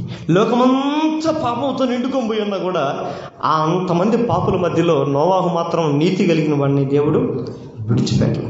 నీతిమంతులని అన్నడు కూడా విడిచిపెట్టడు. నీతి అంటే ఏంటంటే ఇంకా దాని కొరకు మనం ఏమో పెద్ద పెద్ద త్యాగాలు చేయమనిలే.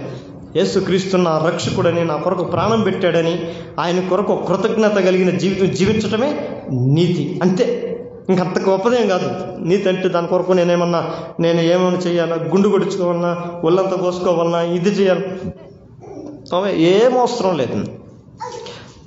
ఆయన నా రక్షకుడని, నా దేవుడని, నన్ను రక్షించుటకు నా కొరకు తన ప్రాణంను పెట్టాడని, నేను ఆయన కొరకు నీతిగా, యథార్థంగా, పరిశుద్ధత కలిగి, పవిత్రత కలిగి, భక్తి కలిగి జీవిస్తే ఒకరోజు నా కొరకు ఆయన రాని ఉన్నాడని, నన్ను ఆయన తన రాజ్యంలో చేర్చుకుంటాడని ఒక నమ్మకమైన జీవితం ఈ భూమి మీద బ్రతికితే మనమే నీతివంతులు. అంతే.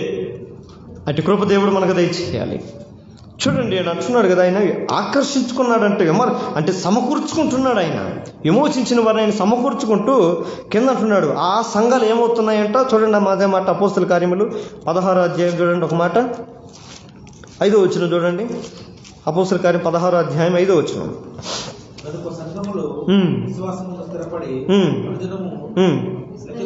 ఏమవుతున్నాయంట? ఆ సంఘాలు విమోచించబడిన వారు మందిరంలో ఉంటే, ఆ మందిరం క్షేమం కోరుకుంటుంటే, ఆ సంఘము క్షేమముతో అభివృద్ధి చెందుతుంటే, ఆ సంఘాలంటే ఏమైపోతున్నాయంట? దినదినము ఏమవుతున్నాయంట? సంఘములు విశ్వాసముందు స్థిరపడి అనుదినము లెక్కకు. అదేంటది మరి? మన సంఘం లెక్కకి ఏమైపోతుంది? దినదినానికి ఏమైపోతుంది? అనుదినం, దినదినానికి సంఘం ఏమవుతుందంట? విస్తరిస్తుంది. ఆమేన్. యాక్చువల్గా దేవుని మందిరానికి దేవుడిచ్చిన వాగ్దానం ఏదైనా ఉందంటే, నీ సంతానం నేను విస్తరింపజేస్తాను. నోవాహుకు అదే ఇచ్చాడు. నీతి కలిగిన సంఘాన్ని దేవుడు ఏమంటున్నాడు తెలుసా? నేను నీ సంతానం ఆశీర్వదించి, అభివృద్ధి పొందించి విస్తరింపజేస్తాను. ఆ విస్తరించాలయ్యా అంటే దేవుడు యెహోవా అని వారు తెలుసుకుని వారై ఉండాలి. ఆయన స్వరం వినేవారై ఉండాలి. ఆయన వేల వేసినప్పుడు మనం ఉండాల్సింది లోకంలో కాదు, లోకస్తుల మధ్య కాదు, ప్రజల మధ్య కాదు, జనుల మధ్య కాదు, ఇంకొక దిక్కు కాదు, అక్కడ కాదు, ఎక్కడ కాదు. ఇదిగో ఆయన స్వరం వినుటకు నేను ఆయన గొర్రెను, ఆయన దగ్గరకు నేను చేరాలి, ఆయన సన్నిధి మనం చేరాలి. మూడవదిగా ప్రతిష్ఠించబడి ఉండాలి. లోకం నుంచి మనం ప్రత్యేకించుకొని ఉండాలి. లోకానికి మనం ఏం వేసుకుని ఉండాలంట? సిలువ వేసాలి. దేవుడు ఎందుకు లోకంలో సిలువ వేయబడ్డాడు? మన నిమిత్తం. ఇప్పుడు మనం ప్రభు కొరకు మనం జీవించాలంటే మనం కూడా ఏమై ఉండాలి అంటే లోకంలో సిలువ వేయబడి ఉండాలి. క్రీస్తు కొరకు మనం కూడా దేవుడు ఏ రీతికి అయితే పాతి పెట్టబడ్డాడో, బాప్తిస్మం అనుకున్నారు, మనం కూడా నీళ్ళల్లో పాతి పెట్టబడాలి. తిరిగి లేచేటప్పుడు దేవుని ఆత్మ మూలంగా మనం పైకి లేయాలి. అటు జీవితం మనం జీవించాలి. అటు జీవితం కలిగిన సంఘాలంట ఆ రోజుల్లో ఆ సంఘాలంటే ఏమవుతారంట? అనుదినం లెక్కకు విస్తరిస్తూ ఉన్నాయి. ఈరోజు మనం ఉంటున్న సంఘాలు కూడా దినదినానికి సంఘం ఏమవ్వాలి అంటే విస్తరించేటట్లుగా ఉండాలి. ఆమేన్. విస్తరించాలి అంటే మా బాబాయ్ ఇప్పుడు నితీష్ ఉన్నాడు కదా మీ మధ్యలో, ఆయన మాకి మూడో ఆయన మా బాబాయ్. ఆయన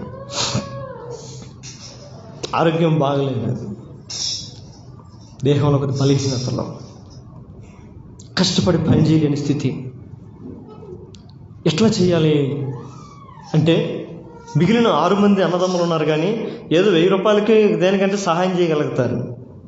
దేవుడు ఒక కుమార్తెనిచ్చాడు, కుమార్తెకి పెళ్లి చేయాలి, సంపాదన లేదు, ఎలా చేయాలి పరిస్థితి అని అనుకుంటే ఒక చక్కని ఆలోచన ఒకటి వచ్చింది వాళ్ళకి. ఒక మేకను తెచ్చుకున్నారు ఫస్ట్.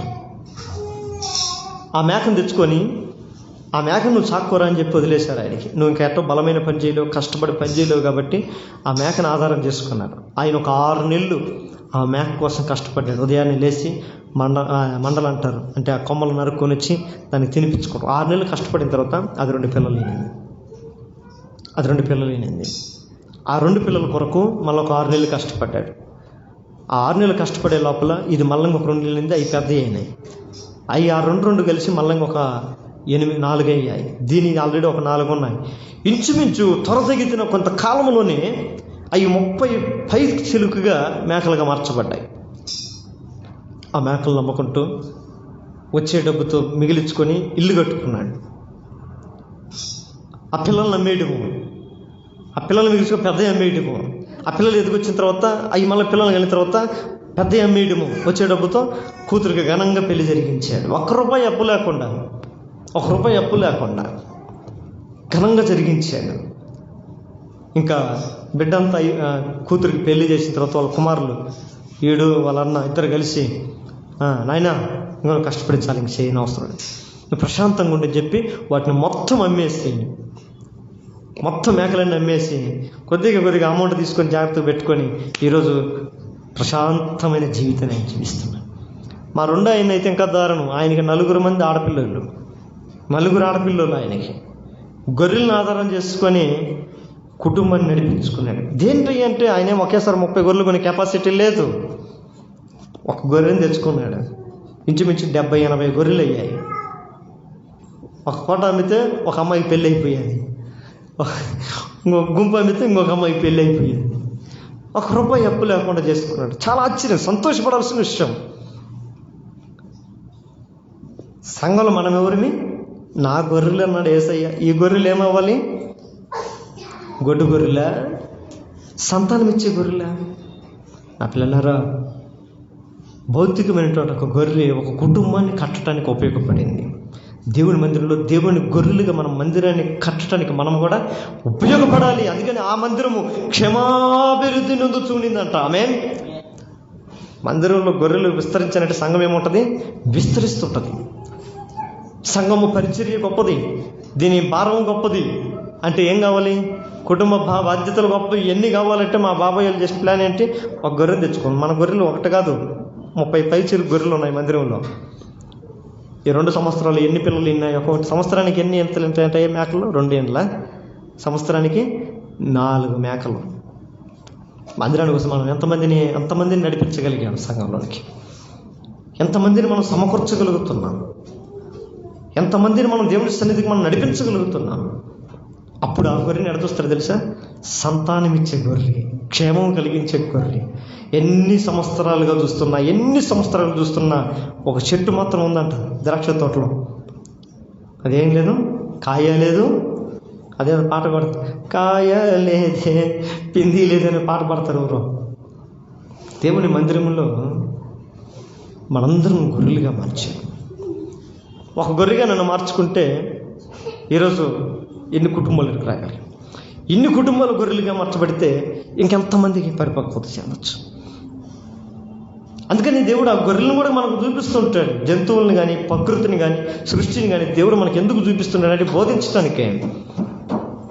అట్లీస్ట్ 6 నెలలకైనా మనం కూడా ఒక్క ఆత్మైన దేవుని నడిపించగలిగితే సంతాన విషయంలో మనం కూడా ఆశీర్వదించబడినమని అర్థం. ఆమేన్. అందుకనే దేవుడు అన్నమాట, నీ సంతానం ఆశీర్వదించి అభివృద్ధి పొంది. దేవుని ఆశీర్వాదం నిజంగా మన మీద ఉంటే మనం ఎట్లా కనపడతామో తెలుసా? ఒక ఆత్మను దేవుని మందిరం నడిపించి మనం ఆశీర్వదించబడిన వారిగా దేవుని ఆలయం నిలబడి ఉంటాం. ఆమేన్. దేవుని మందిరంలో మనం నిలబడి ఉన్నానంటే నేను ఆశీర్వదించబడిన వ్యక్తిన, ద్రాక్ష తోటలో అంజూరపు చెట్టున. దాన్ని చూసి దేవుడికి సంతోషం లేదు. మన దేవుని సన్నిధికి మనం ఎందుకు మనుషులను ఆకర్షించుకోలేకపోతున్నాం అని అంటే, నేను క్లుప్తంగా ఒక 3 మాటలు చెప్పి ముగించేస్తాను. నా వైపు చూడండి. లైవ్లో కూడా చాలామంది మందిరానికి వెళ్తూ ఉంటారు. నేను ఎందుకు చర్చికి పోయినానా వచ్చినాను అంతే, నాకు ఇంకే సంబంధం లేదు. అలా మందిరానికి ఎన్ని సంవత్సరాలు పోయినా నీ కేరా పడ్రాస్తు నిత్య నరకమే. నువ్వు ఏ మందిరానికన్నా వెళ్ళు, ఆ మందిరంలో ఏ దేవుడు ఉన్నాడో ఆ దేవుడు నిన్ను ఆశీర్వదించి ఉండాలి. ఆయన అంటాడు, నీ సంతానం నేను విస్తరింపజేస్తానన్నాడు. మన వలన పుట్టినవాడు ఉండాలేడా? మన దేవుని సన్నిధిలో నిలబడి, ప్రభా నువ్వు నాకు రక్షణ ఇచ్చావు, ఆ రక్షణతో ఇదిగో ఈ ఆత్మని నేను రక్షించాను, నీ మందిరంలోకి తీసుకొచ్చాను. రైట్? నేను ఇదిగో ఈ బిడ్డని నీ కొరకు నేను కన్నాను నేను అని ఆయన ఎదుట మనం సగర్వంగా చెప్పగలిగిన వరమై ఉండాలనేది దేవుని కోరిక. ఆయన ఎదుట రీతికి నిలబడాలి. ఎవరు దేవుని సన్నిధికి ప్రజలను సమకూర్చగలరు, విస్తరింపజేయగలిగిన ఆలోచన ఎవరికి ఉంటుందయ్యా అంటే, మొట్టమొదటిగా చూడండి, పరిశుద్ధ యేసు ప్రభు ఒకరోజు బావి దగ్గర కూర్చుంటే ఒక పాపాత్మురాలు ఆయన దగ్గరకు వస్తుందంట. ఆ వచ్చి దేవుడి మాటలు విని తన జీవిత స్థితిని తెలుసుకునిందంట. తెలుసుకొని వరకు ఉండలేదు కానీ ఊర్లోనికి వెళ్ళి పట్టణాన్ని, గ్రామాన్నంతా కూడా దేవుని సన్నిధికి నడిపించగలిగింది. ఆమె ఒకప్పుడు ఒక్కటే ఆమె దేవుని సన్నిధికి వచ్చేది, దేవుని సన్నిధికి ఒక్కటి వచ్చింది. దేవుడు ఆమెతో మాట్లాడిన తర్వాత ఆమె నేను పాపినని గ్రహించింది. దేవుని మందిరంలో ఎప్పుడు మనం ఇతరుల కొరకు, ఇతరుల పాపుల కొరకు, ఇతరుల దేవుని ఎరగని వారి కొరకు మనం ఎప్పుడు ప్రయాసపడతామో తెలుసా? ఒకే వ్యక్తి, మనం పాపినని గ్రహించినప్పుడు మాత్రమే క్రీస్తుని ఇంకొకరి గురించి మనం చెప్పగలుగుతాం. ఆమేన్. క్రీస్తు గురించి మనం ఒకరితో చెప్పుకున్నంత వరకు, పంచుకున్నంత వరకు, ఇతరులకు తెలియజేయనంత వరకు, దేవుని మందిరాన్ని మనం ఇతరుని ఆహ్వానించుకున్నంత వరకు నువ్వు ఇంకా పాపంలో ఉన్న విషయం గుర్తుపెట్టుకోవాలి. ఎప్పుడైతే మనము పాపిని అని మనం తెలుసుకుంటామో, అయ్యో నేను ఎంత పాపాత్ముని, అయితే నేనే కాదు లోకంలో వాళ్ళందరూ పాపులే, ఇలాంటి వాళ్ళందరూ దేవుని సన్నిధికి రావాలి. ఆమేన్. ఇలాంటి వాళ్ళందరూ దేవుని సన్నిధికి రావాల్సిందే అని ఆ ఒక్కొక్క పాపి కొరకు నువ్వు ప్రయాసపడతావు. భూలోకంలోకి వెళ్ళి మనం ఎంతమందితో మాట్లాడతాం, ఎంతమందిని దేవుని మందిరాన్ని పిలుస్తాం. అమ్మా దేవుని మందిరానికి రండి, దేవుడు మీకు మంచి మాటలు బోధిస్తాడు, మీకు మంచి మార్గాన్ని బోధిస్తాడు అని ఎంతమందితో మనం ఒక్కరోజైనా ఒక్క మాటైనా చెప్పగలుగుతున్నామా? ఎప్పుడు చెప్తాం తెలుసా?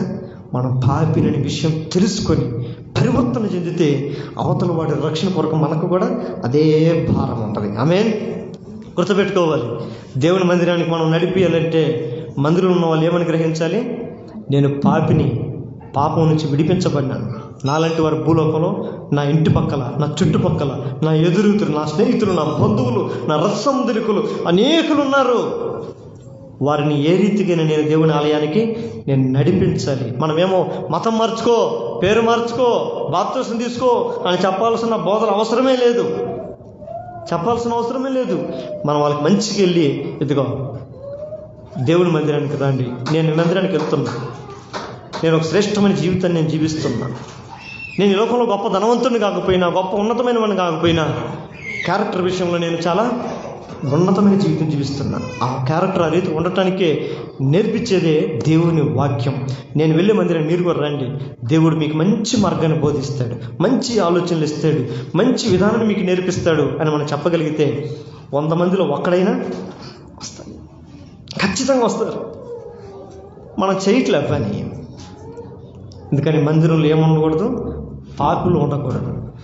పాపులు ఎంతకాలం మందిరంలో ఉన్న ఇతరుల పాపుల్ని, ఎందుకంటే పాపి అంటేనే అసూయ ఉంటుంది, వాళ్ళకే స్వార్థం ఉంటుంది, వాళ్ళకే శత్రువులుగా ఉంటారు. ఎందుకంటే పాపం అనేది లోకానికి దేవునికి విరోధమైనది. అందుకని దేవుడు ఒక మాట అంటాడు, సాతానుమే రాజ్యం మీద యుద్ధం చేసుకుంటే ఎవరికి నష్టం? వాడికే నష్టం. ఇప్పుడు మనం పరిశుద్ధులమై ఉండి పాపం మీద మనం పోరాటం చేస్తే ప్రయోజనం దేవునికి ఉంటుంది. ఆమేన్. అందుకని మనం మొదటగా మనం పరిశుద్ధులమైతే పాపం మీద దాడి చేసి, అనగా దేవుని ఎరగని, దేవుని సన్నిధికి రాలేని అనేకుల కొరకు మనం కూడా పరిశుద్ధులుగా పోరాటం చేస్తాం. సంఘంలో ఎవరు ఉండాలంటమ్మా? పాపంలోంచి బయటకు వచ్చి పరిశుద్ధత కలిగిన వాడు ప్రభు గురించి బయట చెప్పకుండా మౌనంగా ఉండలేడు. ఈ రాత్రికాలం మనం కూడా మన సీఎం సంఘంలో ఉన్న ప్రతి బిడ్డ కూడా మొదటగా మనం దేవుని సన్నిధిలో మనం పాపంలను గ్రహించితే, అయ్యో పాపం ఎంత అసహ్యమైందా, పాపం ఎంత ఘోరమైందా, పాపం వలన వచ్చే జీతం మరణమా, ఈ మరణము నిత్య నరకమా, అట్లయితే నేనే కాదే, నాలాంటి వాళ్ళు చాలామంది ఉన్నారని ఆ స్త్రీ ఏం చేసిందంటే, సమరయ స్త్రీ ఊరిలోనికి వెళ్ళి తన ఊరందరినీ దేవుని దగ్గర తీసుకొచ్చిందంట. At a great. అలాంటి ఆలోచన మన సీఎం సంఘంలో కలిగి ఉంటే ఇంకా సంఘం ఎంత ఇంప్రూవ్మెంట్ ఉంటుంది. నెంబర్ 2, రెండవదిగా ఒకరోజు ఒక ఆయన ఊరిలో పేతురు ఆ ఇంటికి వెళ్ళి వాక్యం చెప్పడానికి వెళితే, ఆ ఇంటి ఆయన ఆడికి పోయిన తక్షణమే ఆ ఇంటి నిండా జనాలు కూర్చొని ఉన్నారంట. ఏంటిది ఆశ్చర్యం అని అనుకుంటే ఆయన అంటాడంట, ఇదిగో నువ్వు ఇక్కడికి వచ్చి నీ మాటలు చెప్పాలని, వినాలని నా కుటుంబాన్ని అంతా నేను పోగు చేసుకొని ఇక్కడ కూర్చొని పెట్టాను. ఆమేన్. మనం కూడా సంఘంలో ఉన్న మన కుటుంబాలు ఏం చేసుకోవాలి తెలుసా? ఒక ఆదివారం ఎవరైనా రాకపోతే నాకేం పట్టిందిలే, పాస్టర్ చేసుకుంటానులే అనే భావన ఉండకూడదు. తన కుటుంబ రక్షణ నిమిత్తము, అంటే సంఘంలోని సహోదరులు, సంఘంలోని కుటుంబాలు బాధ్యత కలిగి, కుటుంబాల పక్షమున ఒక బాధ్యత కలిగిన వారి వల్లే, ఒక కొర్నేలు వలె మనం సంఘంలో ఉండాలి. రైట్? ఏం కలిగి ఉండాలి? ರಂಜಿತ್ತು 2 ವಾರ ಬಂದಿಲ್ಲ. ಎಷ್ಟು ಜನ ಫೋನ್ ಮಾಡಿ ಇಡ್ತೀರಾ? ಎಷ್ಟು ಜನ ಮಾಡಿದಾರಪ್ಪ? ಮಾಡಿದಾರ? చాలా చెయ్యాలి. ఎందుకు తెలుసా? రంజిత్ ఎందుకు రంజిత్ చర్చికి రాలేదు? నువ్వెవరివి? మా తమ్ముడు కదా, మా అన్నవు కదా, మా సహోదరుడు, ఎందుకు రాలేకపోయావు? ఏం కారణం ఏంటి? ఏమైనా పరిస్థితి బాగలేదా? ఆరోగ్యం బాగలేదా? శ్రమ వచ్చిందా? ఇబ్బంది వచ్చిందా? చెప్పు, మేమందరం వచ్చి ప్రార్థన చేస్తాము అని అంటే ఎట్లా ఉంటుంది? ಹೆಂಗಿರುತ್ತೆ ರಂಜಿತ್ ನಿನಗೆ? ಪರವಾಗಿಲ್ಲ ನೋಡಿ, ನಾನು ಹೋಗೋ ಚರ್ಚಿನಲ್ಲಿ ಎಷ್ಟು ಜನ ನನ್ನ ಪ್ರೀತಿಸ್ತಾ ಇದ್ದಾರೋ, ಎಷ್ಟು ಜನ ನನ್ನ ಬಗ್ಗೆ ಕೇರ್ ಮಾಡ್ತಾ ಇದ್ದಾರೋ, ಇಂಥವ್ರನ್ನೆಲ್ಲ ಬಿಟ್ಕೊಂಡು ಮನಸ್ಸು ಬರುತ್ತೆ. నిన్న దిన రంజిత్కి నేను ఫోన్ చేస్తే అంటున్నాడు, పాస్టరే మనుషుల్ని ఎవరు పోగొట్టుకోకూడదు కదా, కష్టంలో శ్రమ వచ్చినప్పుడు మనం ఇప్పుడు ఎవరి దగ్గరికి వెళ్తే వాళ్ళే కదా మన దగ్గరకు వచ్చేది. అంటే చర్చికి పోతే ఎవరు రారని క్లారిటీ అయింది రంజిత్కి. ఈ చర్చికి పోవడం కూడా వేస్ట్, నాకు కష్టం వచ్చినా, ఇబ్బంది వచ్చినా, బాధ వచ్చినా ఈ చర్చిలో ఎవరు రారు నాకు, అందుకని లోకంలో ఉండేవాళ్ళే బెస్ట్, లోకంలో ఉండే స్నేహితులే బెస్ట్, నా బంధువులే బెస్ట్ అని పోవాల్సి వచ్చిన దుస్థితి మన సంఘంలో ఉన్నది. దీన్ని బట్టి నాకు చాలా బాధ అనిపించింది. రైట్, అన్న దాంట్లో తప్పు లేదు. అదే కానీ ఆ మాట అనకుండా ఉండాలంటే ఏం చేసి ఉండాలి?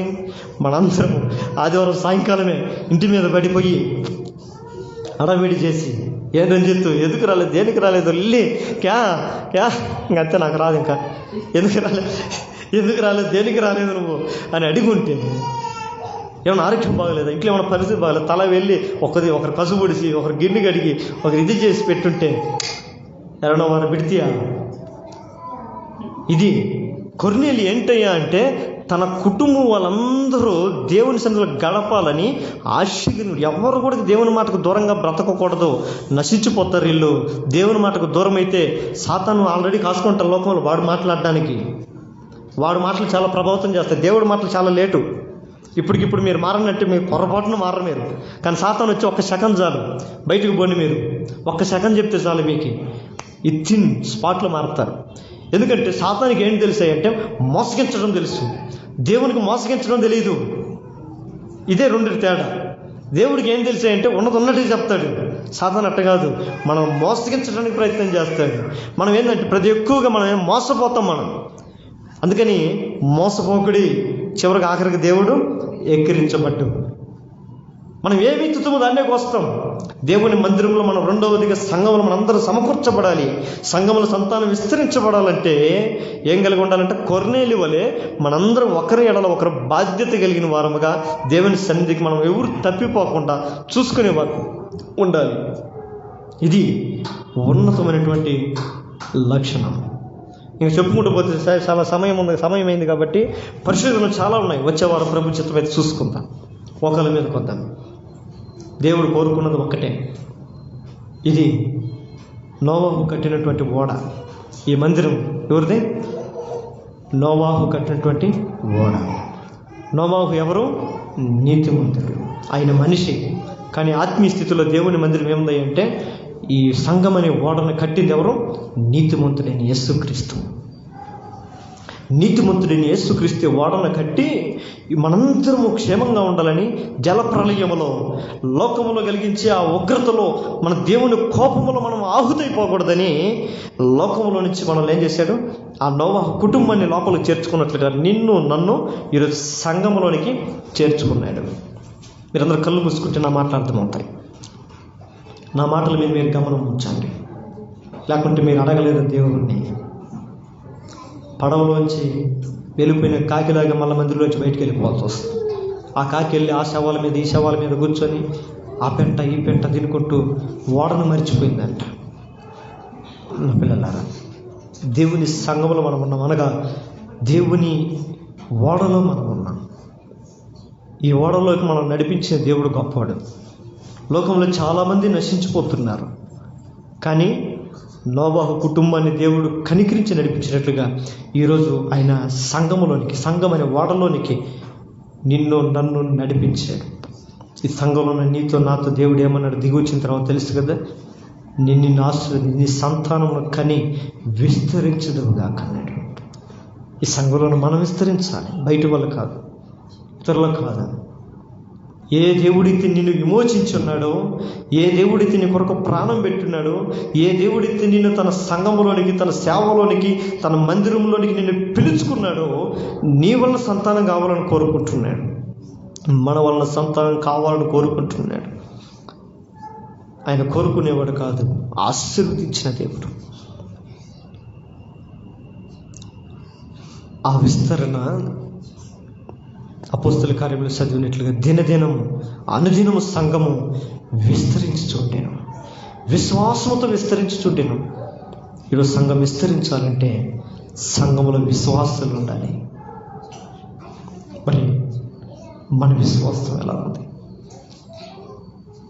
ఈ సంఘం దేవుని కలిగిన దేవుని సంఘమని, ఈ సంఘములో వినబడుతున్న ప్రతి మాట జీవము కలిగిన దేవుని స్వరమని గ్రహించే స్వరం, చెవులు, హృదయం, మనసు మనకు ఉండాలి.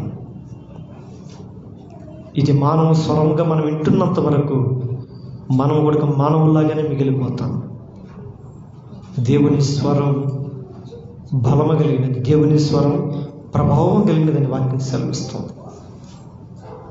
దేవుడు తన సంఘములో మనం చేర్చుకున్నాడు, తన స్వరక్తం ఇచ్చి మనం కొన్నాడు. ఈ మందిరంలోనికి నువ్వు నేను రావటానికి ఆయన ఈ లోకానికి వచ్చాడని మనం విశ్వసించాలి. నేను యెహోవానని వారు తెలుసుకున్నట్లు ప్రతిష్ఠితమునకు గొర్రెలుగాను, యెరూషలేముకు వచ్చే విస్తారమైన గొర్రెల గుంపుగాను వారు ఉందురు అని వాక్యం సెలవిస్తాం. విమోచించబడిన వాడు లోకంలో బ్రతకలేడు. సముద్రంలోని చేప సముద్రంలో ఎంత దూరమైన ప్రయాణం చేయగలుగుతుంది, కానీ నదిలోని చేప నీటిలో ఎంత దూరమైనా ఎంత వరకైనా బ్రతకగలుగుతుంది. కానీ అది ఒడ్డు మీద ఒక క్షణము కూడా బ్రతకటానికి, చలించటానికి శక్తి చేయకూడదు. దేవుడి చేత విమోచించబడిన నా బిడ్డలారా, లోకంలో జీవించటం మనకు సాధ్యం కాదు. దేవుని సన్నిధికి దూరంగా జీవించటం మనకు సాధ్యం కాదు. దేవునికి దూరంగా మనం జీవిస్తున్నామంటే దేవుడు మనం ఇంకా విమోచించుకోలేదని అర్థం సూచిస్తుంది. మనం ఈ రాత్రికాల సమయంలో ప్రార్థన చేయాల్సింది. విమోచించిన వారు సియోనుకు వచ్చేదని, వారిని ఈల వేసి నేను సమకూర్చేదను, నా వీలను నా గొర్రెలు నా స్వరం వింటాయి అంటున్నా. ఈ రాత్రికాల సమయంలో నా ప్రభువా, నీ స్వరమైన గొర్రెలుగా మమ్మల్ని మార్చి, గొర్రెలు తమ కాపరికి క్షేమాభివృద్ధిని కలుగు చేస్తాయి. ఈ సంఘములో గొర్రెలుగా మేము సంఘానికి క్షేమాభివృద్ధిని కలుగు చేసి ప్రసవించి సంతానమును కని గొర్రెలుగా మీరు మమ్మల్ని మార్చండి సయ్యను ప్రార్థన చేయాలి. ప్రతి ఒక్కరు ప్రార్థన చేయాలి. పెదాలు ఇప్పండి. మందిరంలో ఉన్న ప్రతి గొర్రెలు మేమందరూ సంతానాన్ని కనాలి నా ప్రభా. సంతానము లేని హన్న తన గొడ్రాలను ఎరిగి కన్నీరు గార్చింది. నా సంఘం సంతానం లేని సంఘం అని, నా తల్లి సంతానం లేని తల్లి అని, ఈ సంఘం కొరకు నేను కూడా కన్నీళ్లు గార్చి బిడ్డగా నన్ను మార్చండి సయ్య. నేను ఫలించాలి. నేను సంతానాన్ని కంటేనే సంఘం విస్తరిస్తుంది. నా కుటుంబం ఈ భూమి మీద నిలబడాలంటే నేను సంతానాన్ని కనాలి. ఈ సంఘంలో నేనున్నాను, మేమున్నాం. సంతానంగానే గొర్రెల వలె మమ్మల్ని దీవించయ్యా. నీ కొరకు ప్రజలను కనే బిడ్డలుగా నీ సన్నిధికి ప్రజలను నడిపించే ఒక పాత్రలుగా, సాధనములుగా మీరు మమ్మల్ని సియోను సంఘంలో ఉన్న ప్రతి ఒక్క బిడ్డను మీరు ఆశీర్వదించాలి. శారాను ఆశీర్వదించావు, రెబ్కాను ఆశీర్వదించావు, హన్నాను ఆశీర్వదించావు, లేయాను ఆశీర్వదించావు, రాహేలును ఆశీర్వదించావు. నన్ను ఆశీర్వదించు. ఈ సంఘములో సంఘం నేను నీకు వధువునయ్యా, నిన్ను సృష్టించిన వాడు నీకు భర్త అయ్యి ఉన్నాడని వాక్యం సెలవిస్తుంది కదా. ఈ సంఘం నేను ఉన్నాను, నేను నీకు వధువునై ఉన్నాను, నీ కొరకు ఒక గొప్ప సంతానం కనాలనేదే మా అభిలాష అయినది. ఆ రోజుల్లో విశ్వాసులు సంఘములు విశ్వాసముతో దినదినము అనుదినము విశ్వాసులతో విస్తరించిందంట. ఆ సమరయ స్త్రీ ఏ విశ్వాసాన్ని లోకంలో ప్రకటించిందో నువ్వు నిజంగా లోక రక్షకుడు అని గుర్తించింది. నువ్వు రాబోయే మెస్సీ అని గుర్తించింది.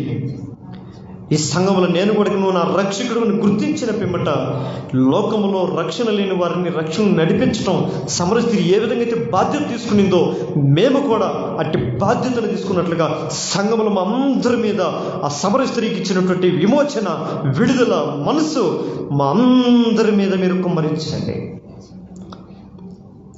మేము పాపులు మనం గ్రహించాలి నాయన. మేము ఎప్పుడైతే పాపులు మనం గ్రహిస్తామో లోకంలో ఉండే పాపం ఏంటో మాకు అర్థమవుతుంది. ఆ పాపంతో మేము సహవాసం చేయం. ఆ పాపంతో ఎక్కువ ఉండటానికి ఇష్టపడం. ఆ పాపాస్తముల చేతిలో తిరిగి మా జీవితాన్ని పాడు చేసి ఇష్టపడం. ఎందుకంటే నువ్వు పరిశుద్ధుడివి, పవిత్రుడివి, నిర్దోషివి, నిష్కలంకుడివి, పాపులలో చేరక ప్రత్యేకంగా ఉన్నటువంటి వాడివి. నీలాంటి వాడికి నేను బిడ్డనై ఉన్నానంటే ఈ లోకంలో తండ్రి నీ చిత్తమును నీ కార్యము నెరవేర్చే ఒక బిడ్డగా నేను ఉండాలి. ఒక సమర స్త్రీ పాపాత్మురాలని పిలువబడిన ఆమె మార్పు చెందిన మాటలను బట్టి గ్రామమంతా నీ సన్నిధికి వచ్చిందే. నేను కూడా మార్పు చెందుంటే, నేను మార్పు చెందిన జీవితంతో నేను ఇతరులతో మాట్లాడితే వారు ఎందుకు రారు? మొదటిగా నన్ను మార్చయ్యా. నేను వస్తున్నాను కానీ నాలో మార్పు లేదేమో. మార్పు లేని జీవితం అంతవరకు నేను ఎవరిని రక్షణలోకి నడిపించలేను. ప్లీజ్ ఈ రాత్రి నేను మారుతున్నాను. నువ్వు నాకు రక్షణ ఇచ్చావు. ఈ రక్షణ నేను అనుభవిస్తున్నాను. దీన్ని నేను మాత్రం అనుభవించాలంటే స్వార్థం. ఈ రక్షణ అనేకులు పొందాలని, అనేకులు రక్షించాలని లోకానికి ఏ రీతికి వచ్చావో అనేకుల రక్షణ కొరకు నేను కూడా ప్రయాసపడినట్లుగా ఈ సంఘంలో ఉన్న సియోనులో ఉన్న ప్రతి కుటుంబం ప్రయాసపడినట్లుగా సహాయం దయచేయండి. కొర్నేలు ఏ విధంగా అయితే తన కుటుంబంలో అందరినీ పోగు చేసుకొని దేవుని సేవకుడు తన ఇంటికి వస్తున్నాడంటే కుటుంబాన్ని అంతా పోగు చేసుకొని ఆయన మాటలు వినాలని సిద్ధపరిచాడు.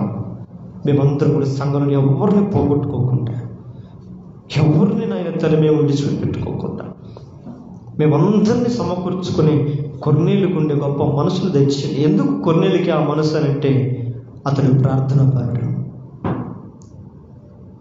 మేము కూడా సంఘములు ప్రార్థన పరులై ఉండాలి, ప్రార్థించే వారై ఉండాలి, ప్రార్థించే వారితో సహవాసం కలిగి ఉండాలి, ప్రభు కొరకు ప్రయాసపడే వారితో మేము నడిచే వారమై ఉండాలి. మేము ఎట్లా వెళ్తున్నాం, ఎక్కడ కూర్చుంటున్నాం, ఏం నడుస్తున్నాం, ఏం చేస్తున్నాం, మా కొరకు నీ జీవితాన్ని సమర్పించాను. మహా బ్రతికితే 70 సంవత్సరాలు, 60 సంవత్సరాలు, అల్పమైన జీవితం, ఎప్పుడో కూడా చెప్పలేని జీవితం. మా కొరకు నువ్వు యుక్త కాలంలో, యవ్వన కాలంలో నీ ప్రాణాన్ని పెట్టావే. మా శేష జీవితం నీ కొరకు మేము ప్రాణం పెట్టకపోయినా పర్వాలేదు, నీ ప్రేమను మాత్రం మేము లోకంలో ప్రకటించడానికి మాకు శక్తిని తెచ్చేయ. నీ కార్యాలు గుర్తెరుగుటకు మా మనోనేత్రాలు తెరవ చేయండి. సంఘాన్ని క్షేమాభివృద్ధి కలుగు చేసే వరకు మేము మందిరంలో ఉండాలి. సీయోను సంఘంలో ఉన్న ప్రతి బిడ్డలు కూడా, ప్రతి కుటుంబం కూడా ఒక సంఘానికి ఒక క్షేమం కలిగించేటట్లుగా, వీరి వల్ల సంఘానికి ఒక ఆదరణ కలిగేటట్లుగా సీయోను సంఘాన్ని మీరు ఆశీర్వదించండి. సంఘం కొరతతో ఉండకూడదు, దరిద్రతో ఉండకూడదు, అభివృద్ధి లేనితనంగా ఉండకూడదు. ఎందుకంటే సంఘం సంతానంతో ఉన్న సంఘం. మేము ఎంతమంది అయితే సంఘంలో ఉన్నామో ఈ సంఘము క్షేమవృద్ధి కొరకు మేము ప్రయాసపడినట్లుగా, పాటుపడినట్లుగా మాకందరికీ సహాయం తెచ్చేయండి. దీని క్షేమం కోరుకునే మనసును మాకు తెచ్చేయండి అయ్యా. యెరూషలేము క్షేమం కోరుకునే వారికి అది వారికి క్షేమము అని అంటున్నాం. ఈ సంఘ క్షేమమే మా క్షేమం అనే భావన సంఘంలో ఉన్న కుటుంబాలందరికీ దయచేయండి. స్త్రీ ఈ సంఘం మా కుటుంబం మేలు కొరకు మేము ఏ రీతిగా ఆలోచన కలిగి ఉంటాము, మేము ఏ ఇంట్లో ఉండాలి, ఎంత ఇంట్లో ఉండాలి, మా ఇంట్లో ఏం సమకూర్చుకోవాలి, మా ఇంట్లో మేము కలిగిన వాటిని మేము ఏ రీతిగా ప్రజలకు కనపడాలని భావన కలిగి ఉంటాము. నీ శరీరం అనే నీ ఇంటిలో కూడా నీలో ఉండే మేమందరం కూడా నీవు ఘనతంగా ఉండాలి, మాకన్నా నువ్వు గొప్పగా ఉండాలి, మాకన్నా నువ్వు ఘనమైన వాడిగా ఉండాలనే భావన కలిగిన, విశ్వాసులు కలిగిన సంఘం వలె సీయోనుని మీరు ఆస్వాదించండి నాయన. నీ మేలు మా మేలు కోరుకుంటున్నావు నీవు, మేము కూడా నీ మేలు కోరుకోవాలయ్యా. నీ శరీరము క్షేమాభివృద్ధి చెందాలి. ప్లీజ్ మేము దాని కొరకు మేము ప్రయాసపడడానికి మాకు శక్తిని, సామర్థ్యతను మాకు దయచేయండి అని అందరూ కూడా ప్రార్థన, అందరూ ఎవరు మనం ఉండదు, ప్రతి ఒక్కరు కూడా అందరికి సమయమే పడుతుంది. ఇప్పుడైనా ఈ లైవ్లో వాక్యం వింటున్న దేవుని పిల్లలారా, నువ్వు వెళ్తున్న సంఘంలో ఒక ఆత్మనైనా రక్షించావా? ఇదిగో ఈ కుటుంబాన్ని నేను రక్షించి నా ఆయన తీసుకొని వచ్చి, దేవా నీ కొరకు నేను కుటుంబాన్ని కన్నానని చెప్పే ఒక సమరయ స్త్రీ గొప్పగా పరిశుద్ధంగా రాయబడింది. మరి దేవుని సముఖంలో, దేవుని సంఘంలో నువ్వు ఏ మందిరానికి వెళ్తున్నావు? దేవుని కొరకు ఒక కుటుంబాన్ని నువ్వు కన్నావా? దేవుడిని ఆశీర్వదిస్తాడు. లేకపోతే ఎందుకు ఆ స్త్రీ కుటుంబాన్ని, గ్రామాన్ని నడిపించిందంటే పాపిననే విషయం తెలుసుకుంది. నువ్వు మందిరంలో పాపి అనే విషయం తెలుసుకుంటే పరిశుద్ధతను గురించి ప్రకటించకుండా ఆపడం నీ తరం కాదు. నీకు తెలిసి నీ బంధువుల్లో, నీ రక్త సంబంధికుల్లో, నీ ఇరుగు పొరుగు వారు అనేకులు కూడా ఈ రక్షణ లేక నశించిపోతున్నారు. దేవుడు ఒకరోజు నిన్ను బాధ్యతగా ఒకరోజు అడుగుతాడు. ప్రతి ఒక్క ప్రాణమును బట్టి నిన్ను ఉత్తరవాదిగా దేవుడు లెక్క అడుగుతాడు. ఇదే అనుకూలమైన సమయం. ఇప్పుడే దేవుని యొక్క ప్రేమ సువార్తను ప్రకటించే అవకాశం నా దేవుడు నీకు ఇస్తున్నాడు. నువ్వు దేవుని ప్రేమల గురించి బయట చెప్తున్నావంటే దేవుడి ప్రేమలో నీలో నింపి పొంగి పొర్లుతుంది. ఎంత సెగదగిలితే పాలు అంత పొంగి కిందకి చేరుతుంది కదా. దావీదు అంటాడు, నా హృదయం పొంగి పొర్లుతుందని. దేవుని ప్రేమతో నీ హృదయం పొంగి పొరలాలి. ఈ లోకంలో కూడా దేవుని పొరలించాలి నీ దేవుని ప్రేమ. ఆ ప్రేమలు అనేకులను ఆకర్షించాలి. నీ మాట తీరును చూసి, నీ ప్రవర్తన తీరును చూసి, నీ ఆలోచన విధానం చూసి, నీ జీవిత విధానం చూసి నీవు అనేకులను ఆకర్షించాలి దేవుని సన్నిధికి. అలా ఉన్నప్పుడే దేవుడు నేను మార్చినట్టు అర్థం. మనం ఇతరులకు వాక్యాలు చెప్పాల్సిన అవసరం లేదు. మన ప్రవర్తన ప్రజలను ఆకర్షిస్తుంది. కొండ మీద ఉన్న పట్టణం దారిలో వెళుతున్న వారు కళ్ళెత్తి చూసినట్లుగా క్రీస్తు యొక్క వెలుగు, క్రీస్తు యొక్క పరిశుద్ధత నీలో నాలో మనలో ఉన్నప్పుడు నిశ్చయంగా లోకంలో చీకట్లో ఉన్న కన్నులు వెలుగుని ఆకర్షించినట్లుగా నిన్ను నన్ను ఆకర్షిస్తాయి. ఇది మొదలుకొని నువ్వు వెళ్తున్న నీ మందిరంలో దేవుని క్షేమం కొరకు ప్రయాసపడి ఒక మంచి పరిచారకుడికి ఉండాలి. నీ దేవుని క్షేమం కొరకు నువ్వు ఆలోచిస్తున్నావంటే దేవుని శరీరం కొరకు, దేవుని ఆ క్షేమం నువ్వు ఆశించినప్పుడు నీకు ఆటోమేటిక్గా దేవుడి క్షేమం నీకు కలుగు చేస్తాడు. రాబోయే రోజుల సీయోను సంఘం కూడా అనుదినము దేవుని సన్నిధిలో సంతానం విస్తరించిన, విశ్వాసంతో విస్తరించినట్లుగా మనందరం కూడా అనుదినము దేవుని వారకోడికల్లో కలుసుకుంటూ ప్రార్థనలో ఆదివారం తప్పక దేవుని సన్నిధిలో కూడుకుని వారంగా ఉండాలి. ఎందుకంటే ఒకటి, దేవుడు నిన్ను నన్ను మనందరినీ విమోచించి ఉన్నాడు.